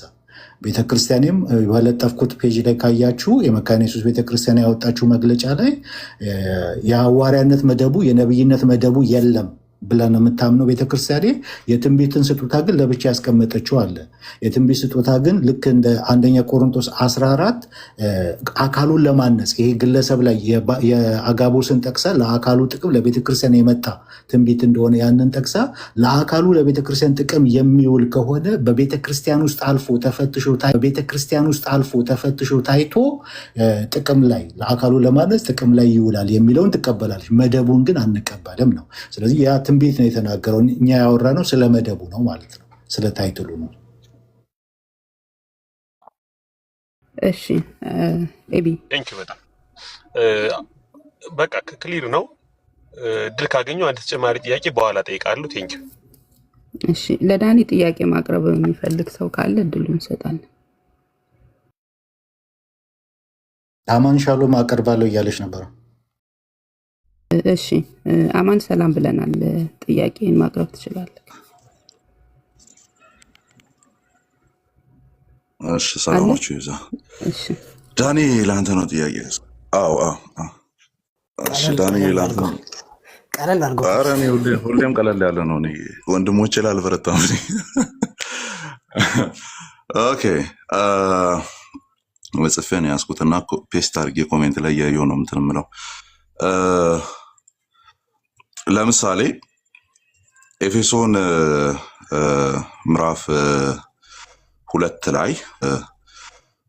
ላይ ቤተክርስቲያን እንደ ህንፃ ይስላታል። ደን መሰረት እንደተጣለላት ደን እነዚያ ደግሞ በሐዋርያትና በነቢያት በኩል እንደሆነ ይናገራል። ደን ምዕራፍ 3 ከቁጥር 4 ጀምሮ በቀደሙት ዘመናትና ህዝቦች ከቁጥር 4 ጀምሮ ህዝቦች ተደብቆ የነበረው ኦር ያልተገለጠ የነበረው አሁን ለቅዱሳን ሐዋርያትና ነቢያት ተገለጠ ይላል። ቅዱሳን ሐዋርያቱና ነቢያቱን ከነዚህ ክፍሎች ላይ ቆመን ቨሰል ኦፍ ሪቬሌሽን ኦር ቨሰል ኦፍ ኢንስፓይሬሽን ጭምር ማለት እንችላለን። ዳኒ የመገለጥና ኢንስፓይሬሽን የሚለውን የአማርኛው አይመጣልኝም። ኦር ሙቭድ ባይ ስፒሪት የሚሆኑቱ የእግዚአብሔርን ኦራክል ለመናገር በመንፈስ የሚነዱቱ አይነት ፓርቶች ማለት ነው። አሁን አስረዝም የሆነውን ኢንስፓይሬሽን ነው እንደዛ ያልኩት። ቨሰል ኦፍ ኢንስፓይሬሽን እና ሪቬሌሽን ናቸው ማለት እንችላለን። ዶክትሪንን ከመደንገግ አንጻርና አሁን ላሉ ቅዱሳት ነቢያትና ሐዋርያት፣ ምክንያቱም መጋቢዎች፣ አስተማሪዎች ምናምን ስላላለ ማለት ነው። በዛ ሴንስ ቨሰል ኦፍ ኢንስፓይሬሽን ናቸው ማለት እንችላለን። እዚህ ጋር ማየት ያለብን ኢንስፓይሬሽን ምን አይነት ኢንስፓይሬሽን ነው የሚለው ማየት አለብን። የነ ጳውሎስ አይነት ኢንስፓይሬሽን ይኖራል ብለን አናስብም። ጳውሎስ ራሱ ረግሟል። በቃ እኛ ከሰበክንላችሁ ውጪ እንግዲህ ትክክለኛ ከመለስ ሆነ ታርመኛለህ። እኛ ከሰበክንላችሁ ወንጌል ውጪ የሚሰብክ እኛም ብንሆን አሁን ጳውሎስ መጥቶ እንዲህ ማለት ነው ቢል አንሰማው። መላእክትም ቢሆኑ እንደገና ደግሞ ላይክ አይ ቲንክ እኛም ብንሆን መላእክትም ቢሆን የተረገሙ ይሁን ነው የሚለው። ስለዚህ ይሄ ኢንስፓይሬሽን ለቤተ ክርስቲያን የሚያስፈልገውን አክል ነው እንጂ ኢንፋሊብል የሆነውን የእግዚአብሔርን ቃል መሰረት የተመሰረተበትን አይጨምርም ብዬ ነው የማምነው። እንደዛ ከሆነ እንደሱ አይነት የሚል ነገር የሆነ አርቲኩሌሽን ስለሰጠ እንደሱ አይነቱ ለየት ይላል፣ እንደሱ አይነቱ ሊቀጥል አይችልም ብለኛል። በቤተ ክርስቲያን ታሪክ ኦር ኢቨን እዛው በባይብል ውስጥ ኤኒ እንትን ካለ ይሄ ማሳያ ካለ ነው የምትሰጠኝ። ኤኒ ማሳያ ማለት ነው። ወይም ሰከንድ እና ሰርድ ጀነሬሽኖች ላይ የመጣ ካለ የምታሳይ ምንድን ነው ለየት ያለ ኦር ሁለተኛ አይነት ፌዝ አውቶሪቲ ኖሯቸው። ኦኬ አውቶሪቲ ኖሯቸው። ምክንያቱም እዚህ ጋር ያው ኢንስፓይሬሽን ይመጣባቸዋል። ቀድሞ ያልተገለጠ በእነዚህ ተገልጧል ነው የሚለው። ኦኬ ቀድሞ ያልተገለጠ በእነዚህ ተገልጧል። ስለዚህ ዲያር ቨስል ኦፍ መገለጥ የመገለጥ ምንጭ ናቸው ብለናል። ስለዚህ እነሱ ዶግማቲክ የሆነው ነገር ይናገራሉ። የሚናገሩት የእግዚአብሔር ቃል ነው ብለን እናምናለን። ከዚህ አውቶሪቲ መለስ ያለ ወይም ከዚህ አውቶሪቲ ቀጥሎ የሚመጣ የሚል ኤክስፕላኔሽን ያለው አይነት ሐዋርያነት መጽሐፍ ቅዱስ ውስጥ የሚመስል ካለ ከዛ ቤተክርስቲያን ታሪክ ውስጥ መለስተኛ ጳውሎስም ይመስል አይደለም፣ ጴጥሮስም ይመስል አይደለም፣ ግን መለስተኛ የሆነ ሰከንድ አንድ አይነት ነገር ማለት ነው አለ የሚል አይነት ማሳያ ደን እሱ መቀጠሉን የሚያሳይ ሪፈረንስ አለው። ያ መጽሐፍ ቅዱስ ውስጥ በመጀመሪያ ደረጃ ጥያቄው ኦልሬዲ መሰረታዊ የሆነውን የተመሰረተውን መሰረት የሚመሰረቱ እንዳልሆኑ ከተስማማን በኋላ በቀጣይነት ሬቨሌሽን ይመጣል ወይ ሲባል አዎ ይመጣል። ለምሳሌ አጋቦስን እንውሰደው። ለጳውሎስ መገለጥ አምጥቶለታል፣ ቀበቶውን ወስዶ ማለት ነው። ስለዚህ እንደዚህ አይነት መገለጦች ነበሩ። የኢሬኔስ ጽሁፎችን መመልከት እንችላለን። ነቢያት ባይላቸው በዘመናችን በእኛ መካከል ሰዎች አሉ፣ አጋንንትን የሚያስወጡ፣ ፈውስ የሚያደርጉ፣ ሙታንን የሚያስነሱ፣ በልሳን የሚናገሩ፣ በልሳን ሳይሆን በአዲስ ቋንቋ የሚናገሩ ብለው ተናግሯል። ስለዚህ እንደዚህ አይነት ኤክስፕሬሽኖች በተርቱሊያን ውስጥም በኦሪገን ውስጥም ሰብሲኩዌንት በሆኑ ቅድም ዲዳኬን ጠቅሰናል አሉ። ነገር ግን መሰረትን ወይም ዶክትሪንን እንደ አዲስ የሚያመጡ አይደሉም። ስለዚህ ለምንድን ነው መሰረት የማያመጡት ካልክ ራሱ ጳውሎስ ከልክሏል። ጳውሎስ ምን ብሏል? እኔ ራሴ ነው የሚለው። እኛ ራሳችን መተን ብንሰብክ የተረገመን እንሁን ነው የሚለው። ስለዚህ ጳውሎስ እዚህ ገስት ገብቶ የሆነ ነገር ቢነግራችሁ አታምኑትም ለማለት ነው። ቴንኪው። ኦኬ። ስለዚህ አሁን የሚገባኝ ሁለተኛ ጥያቄ ያለኝ ይኸኛውን አይ ቲንክ አንድ ፖይንት ላይ ከቆም ብዬ ነው የሚገባኝ። በሐዋርያቱ ኢንስፓይሬሽን ተላልፈዋል። ኤፌሶን 4:3 እንደሚናገረው ምንድነው 3:4 እንደሚናገረው እንደ 2:20 ላይ እንዳየ ነው ሁለቱም ብቻ ነው ነጥሎ የሚጠራው። ራይት፣ ሁለቱም ብቻ ነው ነጥሎ የሚጠራው። ሶ አይ ሁለቱን ነጥሎ ቢጠራም ለአስተማሪ ለወንጌላዊና ወንጌል ሰባኪ ለመጋቢ ምናምን እንሰጣለን የሚል ካልኩሌሽን ማንሰራ ከሆነ አይ ቲንክ አንሰራም። ምንሰራ ከሆነ ዳኒ ይጨምርልኛል። የማንሰራ ከሆነ ይሄ ቬሰል ኦፍ ኢንስፓይሬሽን መሆኑን ነጥሎ ሁለት ጊዜ ምዕራፍ 2 ላይ እና ምዕራፍ 3 ላይ ነጥሎ ለሐዋርያትና ነቢያት ሰጥቶ ከሆነ ሁለተኛው ጥያቄ አሁን ከዚህ ጋር ተከትሎ የሚመጣው ምዕራፍ 4 ላይ ምዕራፍ 3ንና ምዕራፍ 2ን ያላማከለ ኮንክሉዥን የሰጠ ይመስልሃል ወይ? ምክንያቱም ምዕራፍ 2 እና ምዕራፍ 3 ላይ ያለውን ለማንም የማይሰጥ አይነት ነገር ለሐዋርያቱና ለነቢያቱ ብቻ ነጥሎ ከሰጠ አሁን ቅድም አንተ ጥያቄውን ዴቭን ስትጠይቀው የነበረው ጥያቄ ምንድን ነው?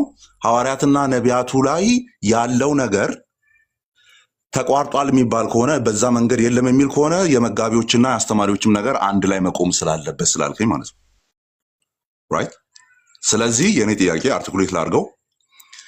ምዕራፍ 2 እና ምዕራፍ 3 ላይ ኢንስፓይሬሽንን እያወራን ከሆነ ዶግማቲክ የሆነ ዶክትሪንን የማስቀመጥ ያም ደግሞ ቀጥታ ከእግዚአብሔር የሚመጣው ማለት ነው። ይሄ አፍዮተ እግዚአብሔር ናቸው ወይም አፈቀላጤ የእግዚአብሔር አፈቀላጤዎች ናቸው የሚለውን ዳይሬክትሊ ከሐዋርያቱና ነቢያቱ ጋር የምናስር ከሆነ ደን ምዕራፍ 4 ላይ እነዛን ሁለቱን መጥቀሱ ከሶስቱ ጋር እያገናኘ እንደሆነ ነው ወይም የሚያሳየው ሎጂካል ኮንክሉዥኑ እንደዛ ነው ወይ? ምክንያቱም ሶስቱ ምዕራፍ 2 እና 3 ላይ ያለውን ነገር ስለማያሟሉ ራይት። ሶስቱ ቀጥሎ ከአምስቱ ጋር የተዘረዘሩ ሶስቱ ምዕራፍ 2 ላይ ስለ ሐዋርያትና ስለ ነቢያት የተሰጠውን ነገር አያሟሉም። ስለዚህ አሁን ደግሞ ምዕራፍ 2 እና ምዕራፍ 3 ላይ የተጠቀሱቱ ምዕራፍ 4 ላይ ከሶስቱ ጋር ስለተጠቀሱ አንድ አይነት ናቸው የሚል ኮንክሉዥን ላይ መድረስ እንችላለን ወይ? ቴንክ ዩ። ባይ ዘ ዌይ ቅድም በተናገርኩ ነገር ላይ ኤክስፓንድ ትንሽ ማድረግ አለብኝ። የመገለጥ ቬዝል የሚለው ቃል ዶክትሪንን አይመልከት እንጂ እያንዳንዱ አማኝ በአዲስ ኪዳን የመገለጥ ቬስል አድርገን ልንወስደው እንችላለን። እያንዳንዱ አማኝ ኢንስፓይሬሽን ዳኒ ኢንስፓይሬሽን እኮ ለምሳሌ እኔ ትንቢት ኢንስፓይሬሽን አይደለም እንዴ? የእውቀት ዶክትሪንን በማስቀመጥ ደረጃ የቱ ጋር ነው አዲስ ኪዳን ላይ የተቀመጠው? ለምሳሌ አጋቦስን ጠቅሰ ነበረ። በኢሲያ ረሃብ ይሆናል ብሎ መናገሩ ዶክትሪንን ማስቀመጥ ነው ብሎ ማንም ይፈታው? ዶክትሪን አይደለም እኮ አልኩኝ። እኔ ዶክትሪን ባይሆንም ዶክትሪንን በማስቀመጥ ደረጃ ያለውን ኢንስፓይሬሽን ነው ያልኩት። በጣም አርቲኩሌት አድርጌዋለሁ ዳኒ። እሱን በጻፉ ነጥሎ ሐዋርያትና ነቢያት ጋር ደን መሰረቱን የክርስቶስ ቤተክርስቲያንን ያንን ህንፃ ከማስቀመጥ አንጻር ነው ያስቀመጠው። ስለዚህ ያንን ህንፃ መሰረቱን ሁለቱ ከሆነ ባይብል ያያያዘው which is ሐዋርያትና ነቢያት ደን ያንን ኤክስቴንድ አድርገነው ለሶስቱ ኦፊሶች ማስቀመጥ እንችላለን ወይ? ካልቻልን አምስቱ አንድ ላይ መጠራታቸው 4 ላይ አምስቱም በአንድነት መቀጠላቸው ግዴታ ነው የሚያስብል ነገር እንዴት ደረስክበት ነው የኔ ጥያቄ። ሆነስትሊ ስፒኪንግ እኔ ምዕራፍ 4 ላይ በጥልቀት አላየሁትም። አጠናዋለሁ በቀጣይነት ማለት ነው። ግን ጳውሎስ ያስቀመጠውን ነገር ነግሬሃለሁ። ጳውሎስ ምንድን ነው ያለው? እኛም ብንሆን ሌሎችም መላእክቶችም ቢሆኑ አዲስ መሰረት እንዳያስቀምጡ ዘግቷል ማለት ነው። ከዛም በኋላ ምዕራፍ 4 በምን አውድ እንደሆነ በጣም በማይክሮስኮፒክ ፕሬሲሽን ማየት ይኖርብናል። ከዛ በተረፈ ግን ግልጽ ነው።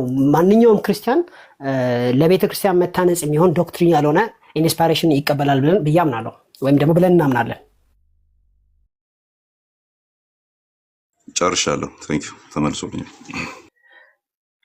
መልካም ላይ ነው እኔ ሳይሆን ዘርሽ አማንን መጠየቅ እንደው ቢቻል ደስ ይለኝ ነበር። አሁን ቆይ ኤቢ በኋላ ሌሎች ካሉ ሌሎች እንዲያልፍ ፕሊስ በቃ እኔ እንደው እሺ በቃ ለአንተ ጥያቄ ካወራው ነው ዘርሽ ወይ ልጅ እያሱ ጥያቄ ያላችሁ ጥያቄ ለዳኒ ወይ ለዴቭ ኦፍ ኮርስ ለዴቭ ዳኒ ስትጠይቅ ልጅ እያሱ አለ ጥያቄ ወይ ዴቭ ዘርሽ? ያ የእኔ እንኳን ለዴቭ ሳይሆን ለዳኒ የነበረው ኦልሬዲ በአንድም በሌላም ተነካክቷል ጥያቄው። እኔ ጥያቄ የነበረው ቅድም ዴቭ ሲናገር የነበረው አስቀድሞ በነቢያት ከዛ በኋላ ደግሞ በሐዋርያት ብሎ ተናግሮታል። ቃሉ ሲናገር ጴጥሮስ ማለት ነው። ስለዚህ አሁን በዚህ ዘመን ሐዋርያት አሉ ለማለት ካልን የሚጽፉልን ነገር አስቀድሞ ተብሎ በነቢያቱ የተነገረው ስለ ክርስቶስ በአዲስ ኪዳን ደግሞ በሐዋርያት መሰረትና በነቢያት ላይ ታንጻችኋል የሚለው በሐዋርያትና ነቢያቱ ደግሞ የሚለው እሱን ዴቭ እንዳለው እንኳን ባልቀበልም የብሉይ ኪዳንን በአዲስ ኪዳን የነበሩ ነቢያቱ ያስተማሩት የሐዋርያቱ ትምህርት ስለሆነ አሁን በዚህ ዘመን አሉ የምንለው ትምህርታቸው ካልሆነ በስተቀር ሐዋርያ ተብሎ የሚመጣና እንደዛ ከመጣስ ትምህርቱን ላለመቀበልና እንደ እግዚአብሔር ቃል አድርገን አለመውሰድ ምን የሚከለክል ነገር አለ ልንል ነው? ማለት የሚከለክል የለም ልንል ነው አሉ ካለን። ስለዚህ ትምህርታቸው ካለ የሐዋርያቱ ትምህርት ስለሆነ ያለው በእነሱ ትምህርት ላይ እንጂ በሰዎቹ ላይ አይደለም የታነጽ ነው አይደል? ሁላችንም እንደምንስማማው እንደምናውቀው ከኔ በላይ ታውቁታላችሁ ቃል። ስለዚህ በትምህርታቸው ላይ ከታነጽን እኛ ትምህርታቸው አሁን ስላለ ሐዋርያት አሉ ብለን ማለታችንስ ለምንድን ነው የሚያስፈልገው? ከየት አለ? እንደዛ ተብሎስ የተነገሩን አሉ ወይ በዘመናት መካከል በዚህ 2000 ዓመት ከነሱ ውጭ? ስለዚህ ትምህርታቸው ግን አለ። ሐዋርያት አሉ ስንል ሐዋርያቱ ያስተማሩት ትምህርት ስለሆነ ሌላ አንድ ሐዋርያ ቅድም ዳኒ እንዳልከው ላሳጥረው እኛ ከሰበክ ነው እኛ ካስተማር ነው መልአክም ቢሆን እኛም ብንሆን የተረገመ ይሁን ካለ ጳውሎስ አሁን የሚመጣ የሚያስተምረን ሐዋርያስ ምን አይነት ትምህርት ነው? የእነሱን ትምህርት ከሆነ ሐዋርያት አሉ የምንለው እነሱን አይደለም ወይ? እሱ ነው ጥያቄ።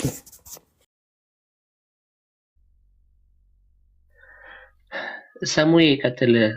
ሰላም በለን እና ጠይቅ ሳምሻይ። ቆይ ዘርሺ ቀዳቼ ነበረ ሰሙ። እሺ አይ ሰሙሻይ ቀጥል። እሺ እኔ ዴቭን ነው ክሊር እንዲያደርግልኝ ስለፈለግኩኝ ነው እና ወር ሀሳቡን እንዲያብራራልኝ ስለፈለግኩኝ ነው። በመጽሐፍ ቅዱስ ውስጥ መጽሐፍ ቅዱስ ላይ ነው ትሬስ አድርጌ የምጠይቅህ እና መጽሐፍ ቅዱስ ውስጥ ዲከን አሉ። የሐዋርያት ሥራ ላይ የምናገኘው ምዕራፍ 6 ከቁጥር 1 ጀምሮ ስናገኝ በምግባራቸው የተመሰገኑ ያገለግሏቸው ዘንድ እንደተሾሙ 7ቱ ዲከንሶች ኦቨስሊ ይታወቃሉ። እኚህ ፕራስባይተር የምንላቸው ቤተክርስቲያን ሽማግሌዎች የሉቃስ ወንጌል ላይ የምናገኛቸው አሉ። በምዕራፍ 10 ላይ 70ውን ሾመ ሲል ያው አርድእት እየተባሉ የሚጠሩት ወይም የቤተክርስቲያን ሽማግሌ የሚባሉና ቢሾፕ ደግሞ ያው ኦቨስሊ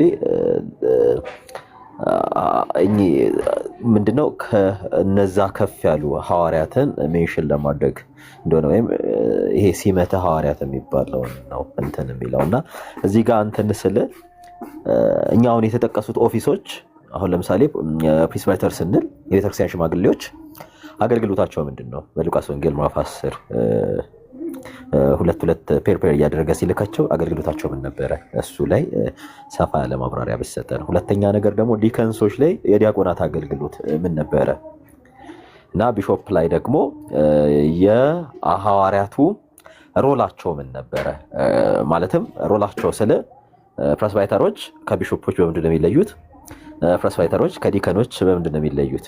መሀል ያለውን እሱን እንትን ብትልና ይሄ የፓስተርነት እንትንን ደግሞ ጢሞቴዎስ እና ቲቶ ፐርፎርም ሲያደርጉ እንመለከታለን። እና እስኪ 5 ኦፊሶች ተብለው ከሚጠሩት ጋር እነዚህ ኤሌመንት ናቸው። የ5 ኦፊሶች 5 ኦፊሶች እዚህ ውስጥ ነው ያሉት። ከነዚህ ነው ድራይቭ የሚደረጉት ወይንስ እነዚህ ራሳቸውን ችለው ከ5 ኦፊሶች ይለያሉ? እሱን ብታብራራለን ክሊር የሆነ ኢሜጅ መያዝ ስለምፈልግ ነው።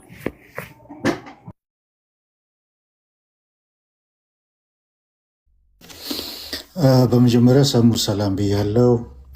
አማን ሻሎም፣ ያልተገናኘን በሙሉ ሰላም ብያለው። ጥያቄው ሰላም ሳልልህ ጀመርኩ። እዚህ ውስጥ ያላችሁ ሁላችሁ እንዴት ናችሁ? በክርስቶስ ሰላም እንዴት ናችሁ? ይቅርታ ችግር የለውም።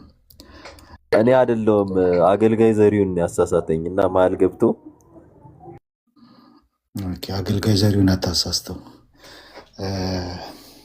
ጥያቄው የሆነ የትምህርት ክላስ መስጠት ይሻላል። በጣም ሰፊ የሆነ ፕሮግራም ተይዞለት እንትን የሚል ነው እና ይህን ሁሉ መዳሰስ አልችልም። አሁን በጣም ሰፊ ነው።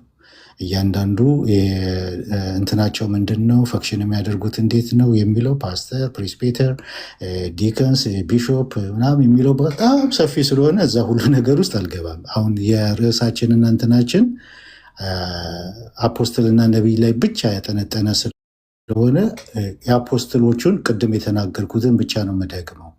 የአፖስትሎቹ እና የነቢያቶቹ የብሉይ ኪዳን ነቢያቶች በእነሱ መሰረት ላይ ታንጻቸዋል የተባለው ነቢያቶቹ እና አጋቦስ ሳይሆኑ የብሉይ ኪዳን ነቢያቶች ናቸው። አዲስ ሪቪሌሽን ያመጡ ቅድም ብዙ ጊዜ ተናግሬያለሁ መግቢያው ላይም። ሐዋርያቶቹም ደግሞ አዲስ ኒው ሪቪሌሽን ያመጡ ናቸው። ጴጥሮስም ሲናገር በእነዚህ በሁለቱ ነው፣ ቀድሞ በተባለው በነቢያቶችና በሐዋርያቶች ከጌታ በተቀበሉት በእነዚህ በሁለቱ አነቃቃቸዋለሁ ነው የሚለው እና ምንድነው የእነሱ እንትን ቅድም አማንም እንትን ብሎታል። ፋውንዴሽን ላይ እንትን ያለ ነው፣ ዶክትሪን ላይ ሪቪሌሽን ላይ እንትን ያለ ሪቪሌሽን ያመጡ ዶክትሪን የቤተ ክርስቲያንን ዶክትሪን እንትን የጣሉ ናቸው። አሁን በዛ ዶክትሪን ላይ ነው ሌላውም እየመጣ ከዛ በኋላ ቢሾፑም ዲካንሱም ፕሪስፔቴሩም እያነጸ የሚሄደው እና የነዚህ የበጉ ሐዋርያት ሚናቸው ወይም ተልኳቸው ዩኒክ ነው። ልክ የብሉይ ኪዳን ነቢያቶች ተልኳቸው ሚናቸው ዩኒክ እንደነበረ የነሱ አቻ ሐዋርያቶቹ ናቸው። የብሉይ ኪዳን ነቢያቶቹ አቻ ሐዋርያቶቹ ናቸው። ዩኒክ የሆነ ነገር ኒው የሆነ ሪቬሌሽን ኢንስፓይሬሽን ጥለውልናል። ያ ደግሞ መልእክታቸው፣ ትምህርታቸው፣ አስተምሯቸው በሙሉ በመጽሐፍ ተጽፎልናል። ካነኑ ተዘግቷል።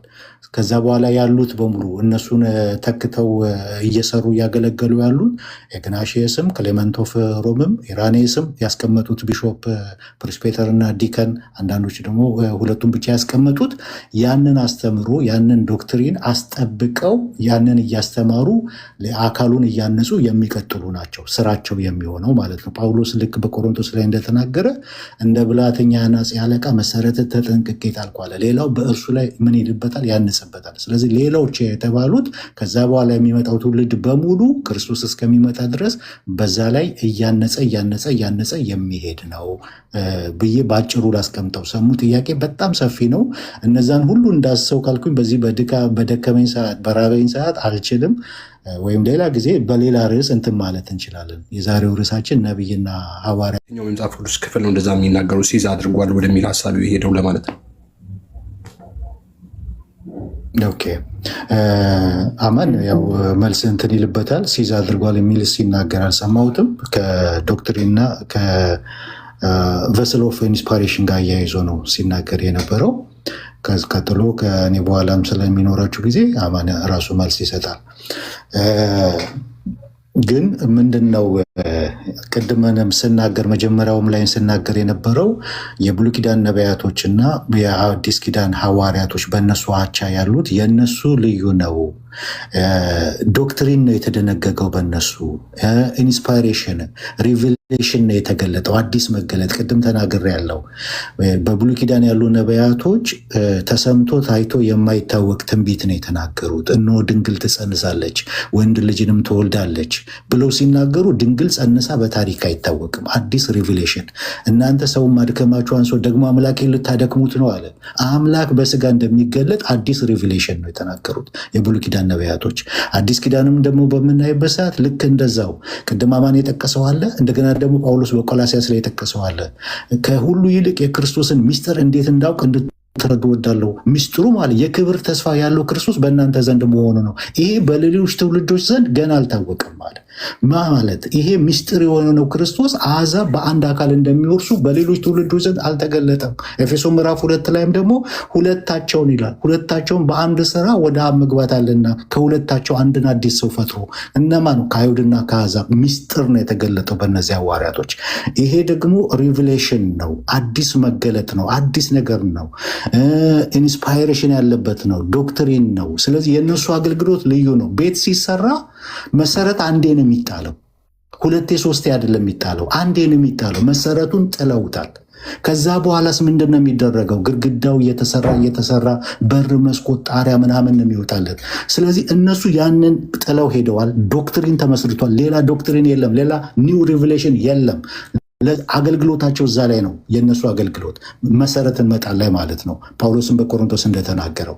ከዛ በኋላ የሚመጡት ግን በዛ ላይ እያነጹ የሚሄዱ ናቸው። ልዩ ነው። አስተማሪ ብትለኝ ያንን እያነጸ የሚሄድ ነው። መጋቢ ብትለኝ ያንን የሐዋርያቶችን አስተምሮ ላይ እያነጸ የሚሄድ ነው። ቢሾፕ፣ ዲከን፣ ፕሪስፔተር ብትለኝ እያነጹ የሚሄዱ ናቸው። መሰረት የሚጥል ማንም አይችልም። የእነሱ አገልግሎት ልዩ ነው፣ ዩኒክ ነው፣ መሰረት ነው፣ ኒው ሪቪሌሽን ነው፣ ኢንስፓይሬሽን የተገለጠው። ያ ደግሞ በመጽሐፍ ተጽፎልናል፣ ካንን ተደርጓል፣ ተዘግቷል። ያንን ነው እያልን ያለ ነው ማለት ነው። የእነሱን የሚተካ አይኖርም። እነሱን የሚተካ በእነሱ እንትን የሚሄድ የለም። የእነሱ ዩኒክ ነው።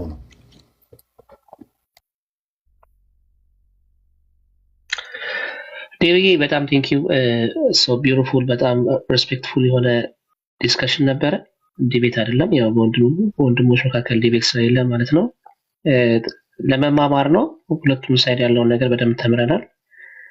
ሶሪቲ ዴቭን አመስግኙ እና ሌላ ጊዜ ሲመጣ ከኤቢኤ ጋር በሰፊው በሌላም ዙር መቀጠል ይቻላል። ሶሪቲ ያለሽ? አዎ፣ አይ አለሁኝ። ዴቫ ሀሳብህን ጠቅልለሃል ማለት ነው። እስካሁን የተወያያችሁበትን ትንሽ ዳኒ ተናግሮ ከዛ ቀጥለ ሀሳብን ጠቅልለ ብትወጣ ጥሩ ይመስለኛል። ያው ለአገልጋይ ዘሪሁን መልስ ስለሰጠህ ብዬ ነው። እሱን አርገህ ትወጣለህ ወይስ ጨርሻለሁ ብለህ ታስባለህ? ያው የዳኒንም የማጠቃለያ ሀሳቡን ሰምተህ መደጋገም ነው የሚሆነው። በጣም ከመጀመሪያው ጀምሮ ደጋግሜ ተናግሬያለሁ። የእነዚህ አገልግሎት ልዩ እንደሆነ ከፈርስት ሴንቸሪ በኋላ ያ መደብ እንዳልቀጠለ የእነሱን አገልግሎት ትምህርታቸውንና ስልጣኑን በነዚህ በቢሾፕ በፕሪስፔተር በዲከን እንደቀጠለ እንጂ በቤተክርስቲያን ታሪክ ውስጥ እስከ 1990 ዓመት ድረስ በቤተክርስቲያን ታሪክ ውስጥ በእንደዚ አይነት ታይትል በእንደዚ አይነት ሹመት የተጠራ አባት እንደሌለ አዲስ ነገር እንደመጣ በቤተክርስቲያን ታሪክ ውስጥ የፔንቴኮስታል ሙቭመንት ሶስተኛው ሙቭመንት አዲስ ታሪክ ነው ያመጣብን። በቤተክርስቲያን ታሪክ ውስጥ ያልነበረ ነገር ነው የመጣብን እና ያንን በጣም ሊሰመርበት ይገባል። በዚህ ታይትል እየሄዱ እየቀጠሉ ያሉት ቆም ብለው ሊያስቡ ይገባል ብዬ የመጨረሻ መልእክቴን አስተላልፋለሁ። ጸጋ ይብዛላችሁ። ሁላችሁንም በጣም አመሰግናለሁ። ዴቤ ግን እየወጣ ማለት ነው አሁን ካልከው በዚህ የኢቫንጀሊካል ሙቭመንት ላይ አሁን የምናያቸው ራሳቸውን ፕሮፌትን ብለው ወይም ደግሞ ሐዋርያ ብለው የሚሉት ኤክሰፕሽናሎች አሉ። ግን ለምሳሌ ሜንላይን ቸርቾችን ጨምሮ ታይትሉ ቢሰጣቸውም ቤተክርስቲያን ግን እነሱ ግን ቤተክርስቲያንን ገቨርን እያደረጉ አይደለም። አንደር በዚህ በሶስቱ ኦፊሶች ስር ናቸው ያሉት እንጂ ታይትሉ የተሰጣቸው ከጸጋ ስጦታ አንጻር እንደሆነ እሱንም መታየቱ አስፈላጊ ነው። ዴቪ ጋራ ያንተን ሀሳብ ነው የምጋራው። ኦፊሱ ኦፍኮርስ ፋውንዴሽን ስለሆነ ቆሟል። ግን ታይትሉን ዛሬ ይዘው ቤተክርስቲያን ብትሰጣቸው ከጸጋው አንጻር እንጂ እንደ ስልጣን ቸርችን ገቨርን ከማድረግም አንጻር ከምንም አንጻር እንዳልሆነም እሱ መታሰብ አለበት ብዬ ነው። ዴቪዬዋ ተባረክ። መልካም ጊዜ። ዳኔ ጥያቄ አለ ለአንተ ግን? እሺ መልካም። ሳሚሻ ይችን ነገር ልጨምር ስላነሳው ይህንን እንትን ማለት ስላለብኝ ቅድም ያነሳሁት ለዳኔም የጠየቅኩት ጥያቄ ነበር። የለም ብሎኛል። በ1990 ዓመት በቤተ ክርስቲያን ታሪክ ውስጥ የሌለ በዚህ ታይትል የተጠራ አባት ከሌለ ለምንድን ነው እዚህ ከ1990 ዓመት በኋላ አዲስ ነገር የምናመጣው የሚለው መታሰብ አለበት። ሳሚሻ አይ ትክክል ነው። አሚን እኔም እቀበላለሁ። ኦፊስ ብለው ቤተክርስቲያንን ገቨርን የሚያደርጉ ሰዎች ይሄ መጸብሰብ አይደለም። ግን ጸጋ ስጦታው አለ ከተባለ ግን ግልጽ ማለት ነው። እሺ ሶሪ ዴቭ አብሮ እንትኑንም ኤክስፕሌን ቢያደርገው አደጋውን ብትናገር፣ በተለይ ዝም ብሎ እንደው መጠራቱ በራሱ ችግር ኖሮ ሳይሆን ይዞት የሚመጣውን አደጋ ትንሽ አንድ ሁለት ነጥቦችን አብረህ አንደር ላይ ፓስተር ሲባል ቄስ ሲባል ማያመጣ አደጋ፣ ሐዋርያና ነቢይ ሲባል ግን የሚመጣውን አደጋ ኤክስፕሌን ብታደርገው።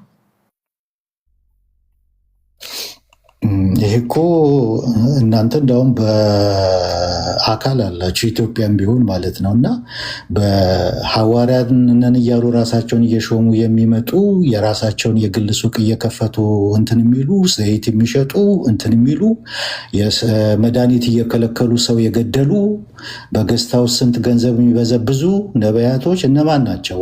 ሜጀር ምናምን እያሉ ራሳቸውን እየሾሙ ማለት ነው።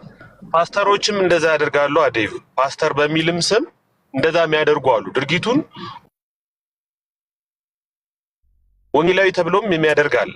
ብዙ ልጠራልህ እችላለሁ። አክቹዋሊ ከታይትሉ ጋር የተያዘውን ነገር ብትነግረን። የታይትሉ አደጋ ያንን ነው ያልኩ። አሁን በኢትዮጵያ ብቻ አይደለም፣ ናይጄሪያን ብትል ደቡብ አፍሪካን ብትል እንደዚህ አይነት ነገር ስንት ሰው አልቋል በዚህ። ምክንያቱም አሁን ሰው በጣም ኢንስፓየር የሚሆነው አንድ ሰው ነብይ ነኝ ሲል ነው። ኢንስፓየር የሚሆነው የሆነ ሰው ፓስተር ነኝ ሲል አይደለም። የሆነ ሰው ቢሾፕ ነው መጋቢ ነው ምናምን አስተማሪ ነው ሲባል አይደለም። ነብይ ነው ያው ሜጀር ምናምን ከተባለ ሰው ኢንስፓየር ይሆናል። አውጣ የተባለውን ሁሉ ገንዘብ ያወጣል። በጣም ብዙ ጉዳት በአፍሪካ በኢትዮጵያ በጣም ብዙ ጉዳት እየመጣ ያለው ራሳቸውን የሾሙ በዚህ ታይትል በሐዋርያነት ታይትል በነብይነት ታይትል ራሳቸውን ሾሙ በቤተክርስቲያን ታሪክ ውስጥ ያልነበረ ነገር እየሰሩ ያሉት በዚህ ታይትል። አደጋው በጣም ሰፊ ነው። የሰው ሕይወት እስከ መቅጠፍ ድረስ ብዙ ደርሷል። እና ይሄ አሁን ወንጌላዊ ተብሎ እንደዛ ያደረጋለ፣ ፓስተር ተብሎ እንደዛ ያደረጋለ ሊኖር ይችላል፣ ግን ሬር ነው። ይሄኛው ግን እንዳለ በዝባዦች አይደሉ እንዴ? እንዳለ የሚሰርቁ አይደሉ እንዴ? ዘራፊዎች አይደሉ እንዴ? ነብይ እዚህ ቲክቶክ ላይ ራሱ ያሉት ነብይ ብለው ራሳቸውን የሾሙ እንዳለ ሌቦች አይደሉ እንዴ? እንዳለ ዘራፊዎች ናቸው።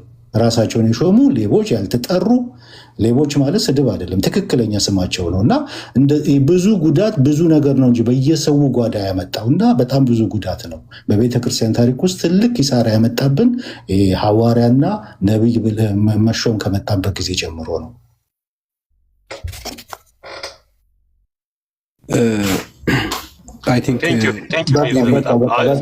ተባረኩልኝ። ዘርሼ በቃ ዴቭን እንሸኘውና ከዛ እኛ እንቀጥላለን። ዴቪ ትልቅ ሪስፔክት፣ ቢግ ሪስፔክት። ከታች ያላችሁ ሰዎች በጣም ለዴቭ ለሰጣችሁት ሪስፔክት ቴንኪው እንላችኋለን። ዳኒ አንተ ሀሳብን ማንሳት ከቻልክ ሀሳብን ስጥና ከዛ ጥያቄ ነበረኝ። ጥያቄ አልቀበልም ግን ሰመራይዝ አደርጋለሁ ካልክ ግን ትችላለህ።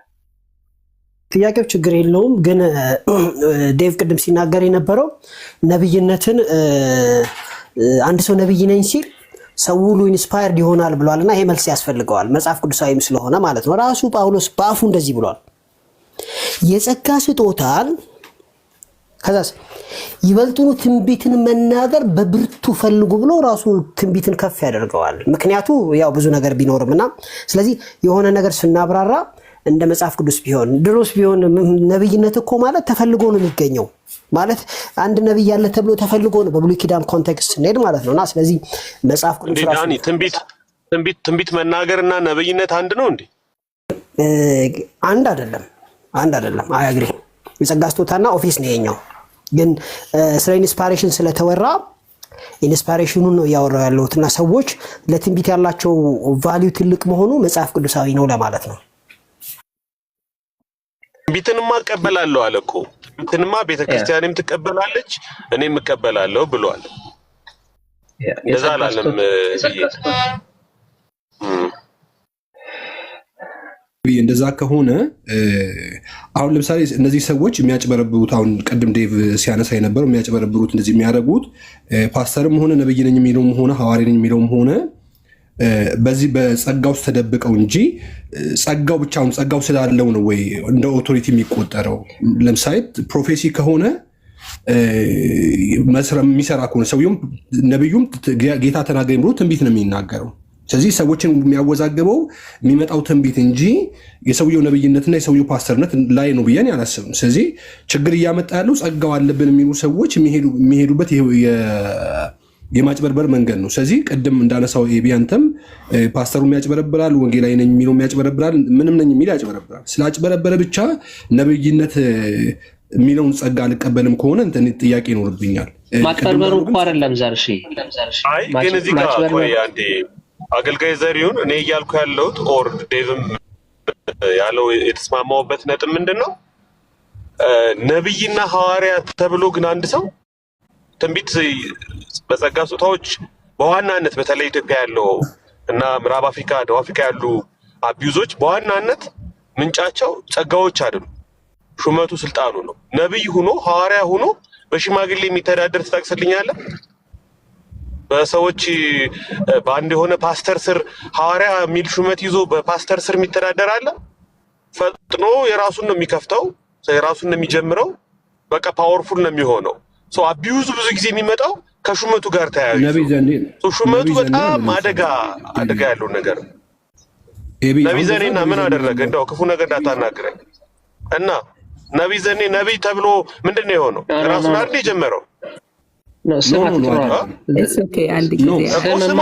ችግር የለውም። እኔ አሁን ስም ስለጠራ ነው አገልጋይ ስም ስለጠራ ነው እንጂ ነብይ ዘኔ ያለ እኮ ማለት ነው። ጠርቶ ምን ነው ሳሚዬ? አይ አልሰማሁም፣ ጌታን አልሰማሁም። እኔ አንተ ስትጠራ ነው ለዛ ነው እኔ ስም መጥራት አልፈልግም ግን ኤቢ አንድ ያዳምጠኝና እኔ ያነሳውልክ አንተ ከጠየቀው ጥያቄ አንፃር አማናል የሚል ጥያቄ ስትጠይቀኝ ስም ጠራውልክ። ሀሎት የሚባል ቤተክርስቲያን ነው። አማኑኤል ቤተክርስቲያን ስር ነው። ሊደርሺፑ እንዳለ ያለው የአማኑኤል ሊደርሺፕ ነው። ፓስተር ሆኖ ሊድ የሚያረጋት እሱም እንደ ፓስተር ሊድ የሚያደርገው ቸርቹ። ስለዚህ ያ መዋቅር ሳለ አማኑኤል ሀሎት ተብሎ አማኑኤል ነው ቸርቹ እንጂ የራስ አይደለም። ሌሎችም ሰዎች እንደዚህ የነበሩ ሰዎች የራሳቸውን ወጥተው ያደረጉ ሰዎች አሉ። አንተ እንዳልከው ያው ወጥተው አለማድረጋቸው ሳይሆን ቀድሞ እነዚህ ሰዎች በቤተክርስቲያን ስር ሆነው ኦርዴን ተደርገዋል ነው የኔ ሀሳብ።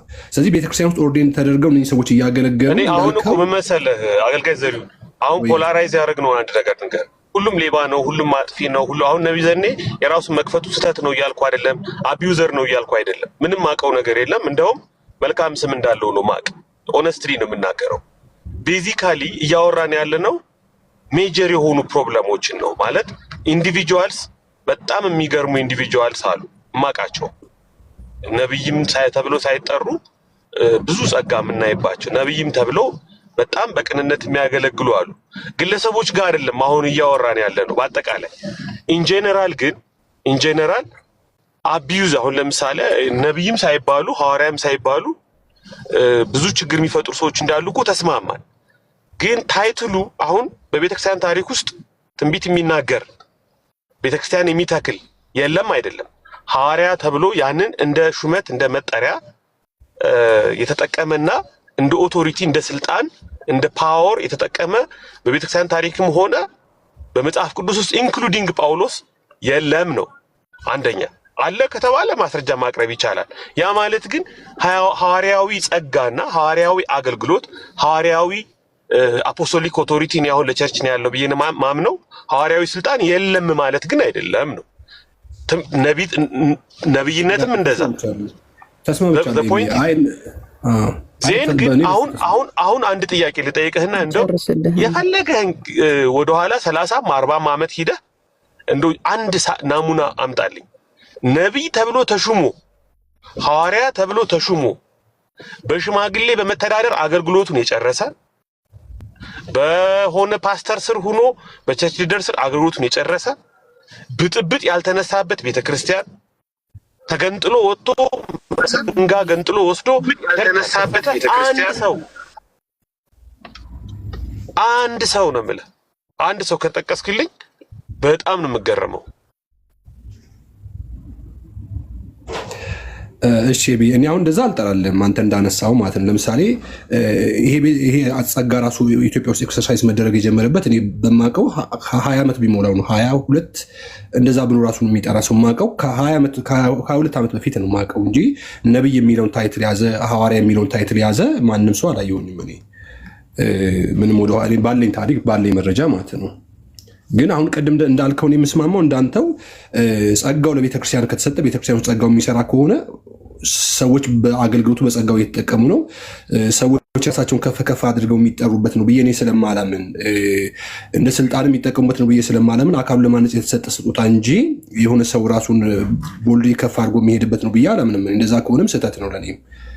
እሺ በተቃራኒ ደግሞ ለማነጻጸር እንዲመቸን ደግሞ ልንገርህ፣ ፓስተር ሆኖ ወንጌላዊ ሆኖ ቂጡን ወጥፎ እንደ ገጠር አስተማሪ በአሮጌ ጃኬት እድሜ ዘመኑን መንጋውን ሲንከባከብ ወንጌል ሲመሰክር ልጆቹን የሚያስተምርበት አጡ ሲማቅቅ ነው የምናውቀው በኢትዮጵያ ቤተክርስቲያን ታሪክ ውስጥ። ወንጌላውያን ፓስተሮች የከፈሉት አስተማሪዎች የከፈሉት ትኩረት የተነፈጋቸው ኑሯቸው እንኳ ደሞዛቸው እንኳ ቢገባ ማይባል ስንት መከራ የሚከፍሉ ደግሞ ፓስተሮች ናቸው። አሁን አየው ንጽጽሩ የምታየው እኛ ሀገር ውስጥ ይሄ ሁለቱ ሐዋርያ ሲባል አንድ ሰው ነብይ ሲባል አንድ ሰው የሚፈጠረውን ነገርና ወንጌላዊ ሲሆን አንድ ሰው እኔ ተቃራኒ ነበር። አሁን እኔ ጋሽ ዘውዴን ታውቃቸው ከሆነ በበጎ ሲሆን ሰው ብንጠራ መጥፎ አይደለም። እኔ የምር ጋሽ ዘውዴን ታውቃቸዋል አይደል? ሐዋርያው አዎ። አሁን እሳቸው ትክክለኛ የሐዋርያትን ፈለግ ጫካ የገቡ ወንጌል ቤተክርስቲያን ሲተክሉ ብዙ መከራ እንግዲህ መጨረሻ ላይ የሆኑ ነገሮች እንደነበሩ ሰምቻለሁ። ግን በቃ እንደዚህ አይነት ሰፈር የሚያደርጉ እስከ ምድር ዳርቻ የሄዱ ቋንቋቸው አመጋገባቸው በማይታወቁ ሰዎች ዘንድ ሄደው ቤተክርስቲያንን የሚያግዙ የሚተክሉ ብዙ ሰዎች አሉ። እንደሱ አይነት ፈለግ ብዙ አናይም ነው የኔ ጥያቄ እንጂ ትልቁ ነገር በታይትሉ እኔ አሁን መሰረተ ክርስቶስ ቤተክርስቲያን ነግሬያቸዋለሁ ቅድም የትምህርት ክፍል አጠቃላይ በሄድ ኦፊስ ሐዋርያትና ነቢያትን በተመለከተ ጥናት አጥንታ ሲምፖዚየም አድርጋ መጽሐፍ አሳትማ ሽጣለች። ሐዋርያትና ነቢያት የሚለውን ታይትሉንና ሹመቱን አንጠቀመውም፣ አገልግሎቱ ግን አለ፣ ቀጥሏል፣ ተቋርጧል አንልም ብላን የደመደመችው ማንበብ ትችላላችሁ። እኔ በጣም ትክክለኛ ሚዛናዊ አቋም ነው የምለው ይሄንን ነው። ሐዋርያዊ አገልግሎት መጽሐፍ ቅዱስ መጽሐፍ ብቻ አይደለም። ሐዋርያዊ አገልግሎት መገለጥን መቀበል ብቻ አይደለም። ሐዋርያዊ አገልግሎት ቤተክርስቲያን መትከልንም ሐዋርያዊ አገልግሎት ትምህርት ማስተማርንም የብዙዎችን ተተኪ ማፍራትንም እጆችን በመጫን ጸጋዎችን ማነሳሳትንም በጣም ብዙ ዘርፈ ብዙ አገልግሎት ነው ያለው። ሐዋርያዊ አገልግሎት አሁንም አለ። ሐዋርያት አሉ አሁንም፣ ነቢያት አሉ አሁንም።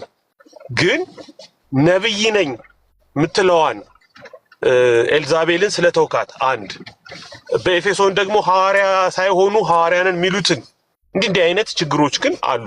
ከታይትሉ ጋር ከስልጣኑ ጋር ከሹመቱ ጋር ከመደቡ ጋር ተያይዞ የሚመጡ የመደብ ትግሎች አሉ። ያው የጥቅም ትግሎች ይሆናሉ ብዙ ጊዜ እንደዚህ አይነት ነገሮች። እነዚህ እኔ ትክክል ናቸው ብዬ አላምን። አገልግሎቱ ግን አንዳውትድሊ እንደውም ባይዘው አንዳንድ ይሄ ነብይነት አውጣችሁ ብጥሉልኝ ሚሉ ይናገሩ ሰምቻ አውቃለሁ። ነብይ አትበሉኝ። አሁን ብዙዎቹ በስማቸው ነው የሚጠሩት። ቢሾፕ ተብሎ ሳይሆን ቢሾፕ የሚባሉ እኮ ብዙ ሰዎች እኮ አሉ። እሺ ቢሾፕ መጽሐፍ ቅዱሳዊ ነው። ቢሾፕ እሺ ታሪካዊ ነው እንበል። ስቲል ቢሾፕ የሚባለው ማዕረግ አሁን እንደው እያተራመሰ አይደል እንዴ? እያተራመሰ በትልልቅ ቤተክርስቲያኖች ደረጃ ራሱ በቢሾፕ እንመራ ተብሎ ማን ነው ቢሾፕ የሚሆነው ተብሎ ስንት ፖለቲካ ስንት ሴራ አይደል እንዴ እየተደረገ ቤተክርስቲያኗ ለሁለት ልትከፈል ጫፍ ላይ አይደል እንዴ ደረሰችው? ቢሾፕም እኮ ጉዳዩ የፓወርና የጥቅም እየሆነ መጥቷል እኮ በየትኛውም ቦታ። ይሄ ታይትል ስልጣን ይዞት የሚመጣው በጣም መዘዝ አለ። ለወንበሩ ለጥቅሙ የሚደረግ ትግል ቤተክርስቲያንን በጣም እየጎዳት ያለ ይመስለኛል። ፎከሳችን ምኑ ይሁን? ሐዋርያዊ ሹመቱ ላይ ሳይሆን ሐዋርያዊ አገልግሎቱ ላይ ይሁን። ትኩረታችን ምን ይሁን? ነብይ የሚባለው ማዕረግና ሹመት ሳይሆን በዓለ ሲመቱ ሳይሆን አገልግሎቱ ይሁን። ነቢይ ሶሻል ኢንጀስቲስ ላይ ይጮሃል እንደነ ኢሳያስ ለማህበራዊ ፍትህ ጉድለት ቃል ኪዳኑን የእግዚአብሔርን ቃል ኪዳን ጥሰው የሚሄዱ ህዝቦችን ተመለሱ ማለት፣ ጾም ጸሎት ማወጅ፣ መንግስት ያፈነግጥ ቤተ መንግስት ሂደው ታው ሚሉ ለድሆች የሚጮሁ ለኔ ነቢይ ይሄ ነው። ነቢይ ማለት ነቢይ ገሌ አይደለም ባይዘው። ነቢይ ማለት ለፍትህ የሚጮህ ለአገልግሎቱ ለእግዚአብሔር ለጠራው ጥሪ ለህዝቡ ለተጠቁት ምናምን የሚጮህ ነው። ይሄንን አገልግሎት ካላገኘ ነው አሁን የምናወራው ራሱ ስቲል በሹመቱ በዚህ ጉዳይ ምንም ዲቤት ራሱ ማድረግ ሞኝነት ነው የሚመስለኝ እኔ እንጂ እኔ አንድ ሰው ሐዋርያ ነኝ ቢለኝ who cares ምንም ችግር የለብኝም። እኔ መጠሪያውን ስለወሰደው ምንም ይባል። ግን ፕሮብለሙ ምንድነው? ይሄን የፈለገው ይሄን መጠሪያ የፈለገው ለምንድን ነው? ይሄን መጠሪያ የሚጠቀመው ለምንድን ነው? ይሄን መጠሪያ ከማን ያገኘው? ከጓደኞቻቸው ተሰባስበው እርስ በርሳቸው እጅ ተጫጭነው ማዕረግ ወስደው አይደል እንዴ ቸርቾችን ከፍተው ሪል ስቴት ባለቤት የሆኑት እንዴ? ለነዚህ ጥብቅናማ አንቆምም በፍጹም። ምን ሆኖ ይሄን እድል ይዞላቸው የመጣው? ይሄን እድል ይዞላቸው የመጣው እኮ አገልግሎቱ ጸጋው ታይቶባቸው እኮ አይደል? ቤተክርስቲያን እኮ ገጠር ከተማ ሶማሌ፣ አፋር፣ ቤንሻንጉል ጉሙዝ ምናምን ሄደው እኮ ቸርች ተክለው እኮ አይደለም። ዳውንታውን ቦሌ እኮ ነው። ዳውንታውን ቦሌ የሚማቀቁ እኮ ዋጋ የሚከፍሉማ የምናውቃቸው እኮ አሉ። ስሙም ሳይኖራቸው ማዕረጉም ሳይኖራቸው አረ እነሱ ይጠሩበት፣ እኔ ችግር የለብኝም። የሚመሰከርለት በአገልግሎታችን በቸርቻችን በቤተክርስቲያን ታሪክ ውስጥ ቅድም እንደጠቀስነው እንደነ ሐዋርያው ዘውዴ እንደነሱማ ይጠሩ፣ ቅፍፍም አይለን። ማንም አይቀፈውም። አሁን እኮ ፕሮብለሙ መጠሪያው አለ።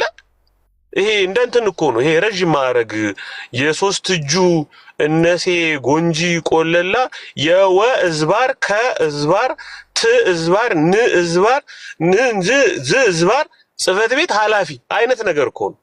በቃ ይሄ ምንም በቤተ ክርስቲያን ውስጥ እንደው ምንም ያልጠቀመ የኢትዮጵያን ቤተ ክርስቲያን ገጽታዋን ከለሯን በጣም ያበላሸ ባይዘዌ እንትን ይሉሃል እኮ የሆነ ሰዓት እኮ በጣም ፓወርፉል የሆኑና በቤተክርስቲያን ሕግ አይመሩ፣ በአጥቢያ አካባቢያዊ አስተዳደር አይመሩ፣ ለሚስቶቻቸው አይገዙ፣ ለጎረቤቶቻቸው አይታዘዙ። በጣም አደገኛ ከልት አደገኛ ፓወር ነው አኳየር የሚያደርጉት። እመጣብሃለሁ ምናምን ነው የሚልህ ባይዘው እመጣብሃለሁ ይልሃል ከፈለክ። እንደዚህ ነው እንደው የእውነተኛ ሐዋርያዊ ጥሪና አገልግሎት እንደዚህ ነው አይደለም። ስለዚህ እነዚህ ነገሮች እንደው በፍጹም እንደው ቼል የምንላቸው ነገር መሆን የለባቸውም። ግን አገልግሎቱ ግን እኔ አንዲት ነገር ነው የምላችሁ፣ አዲስ ኪዳን ላይ የነበረ አገልግሎት ጌታ በሁለቱ ምጽአቶቹ በመጀመሪያው ምጽአቱና በሁለተኛው ምጽአቱ አንድም ጸጋ ሐዋርያ በሉ ነብይ በሉ ልሳን በሉ ምን በሉ ኦቴንቲክ ይሁን። ግን ሐዋርያዊ ድርሻ ምንድነው? አገልግሎት ምንድነው? ስራቸው ምንድነው የሚለው ላይ እንነጋገራለን። አንድም የሚቋረጥ አንድም የሚጠፋ አንድም በቤተክርስቲያን ውስጥ ማይገለጥ ጸጋ አይኖርም። መሀል ላይ ጠፍቶ ከሆነ ሊቀጥል ይችላል። አሁን የፒተር ዋግነር ኔጌቲቭሊ ኮኖቴሽን ተሰጥቶታል። የፒተር ዋግነር የፉለር አስተማሪ ነው። ፉለር ሆኖ በነገራችን ላይ ይሄ በየሰፈሩ ነብይ እያሉ ሐዋርያ እያሉ ምናምን ፓስተር እያሉ ብዙ ትርምሶች ከሚፈጠር ለምን እንትን ተቋማዊ አናደርገውም ብሎ በሲምፖዚየም በናሽናል ዲያሎግ ዲስከሽኖች ቅርጽ ለማስያዝ እንቅስቃሴ የፈጠረ ሰው ነው እንጂ ሐዋርያዊ ሽመትን ተጠምቶ እሱ ሐዋርያ አይባልም። ለምሳሌ ፒተር ዋግነር ሐዋርያው አይባልም። ሼፕ ለማድረግ የሞከረው ሙከራ ነው። አንፎርቹኔትሊ ግን አብሮ ደግሞ ችግር ያለባቸውን ሰዎች አብሮ ያው በተለይ አፍሪካ ውስጥ ያሉትን በቅንነት የቸርች ግሮዝ ነው ቸርች ግሮዝ ሙቭመንት የሚባለው ውስጥ አስገብቷቸዋል። ሶሪ በጣም አስረዝም ያለው ቴንኪዩ። በጣም ተባረኩ። ቀጥሉ። ያ ግን ኤቢ ጥሩ ነው ሀሳብ ግን ባላንስ አይደለም ብዬ አምናለሁ። ምክንያቱም ሹመቱ እኮ ነው ይሄን ሁላ ኪያስ የፈጠረው። ሹመቱ የአፖስቶሊክ እና የፕሮፌቲክ ሹመቱ ታይትሉን ከእንትን ጋር ነው ከስልጣን ጋር ስለሚገናኝ ኦልድ ቴስትመንት ላይም አዲስ ኪዳን ላይም እነዚህ ተርሞች እነዚህ ታይትሎች ከኦፊስ ጋር የተገናኙ ስለነበሩ ያንን ነገር ለማስቀጠል መጽሐፍ ቅዱሳዊም የቤተክርስቲያን ታሪክ ማስረጃ ሆኖ ሊቀርቡ ስለማይችሉ ለምሳሌ አሁን ቅድም ዳንኤል ጠይቀዋለሁ ያልኩት የነበረው የኤፌሶን ምዕራፍ 4:11 ላይ ያለውን ሐሳብ እንደ ትልቅ አርጊውመንት አንስቶ ነበር ዳንሻ። የግሪኩን ትርጓሜ ብንመለከተው በጣም ግልጽ አድርጎ ያስቀምጠው ኮምፕሊትድ የሆነ አክሽን አድርጎ ነው የሚያስቀምጠው። አሪስታቴንስ ብሎ ሲያስቀምጠው ጳውሎስ የተናገረ ያለው ክርስቶስ ኢየሱስ ጸጋን ሰጠ እንጂ it doesn't say like keep on giving እያለ አይደለም። እነዚህ ስጦታዎች የሚቀጥሉ ናቸው የሚል አናገኝም። 11 እና 13 ላይ ብትመለከቱ አንቲል የምትለውም ቃል ስትመለከቷት እሷም ይሄ አንድን ጎል የሚያመለክት ወይም ደግሞ ኢኳል ዲዩሬሽን እንጂ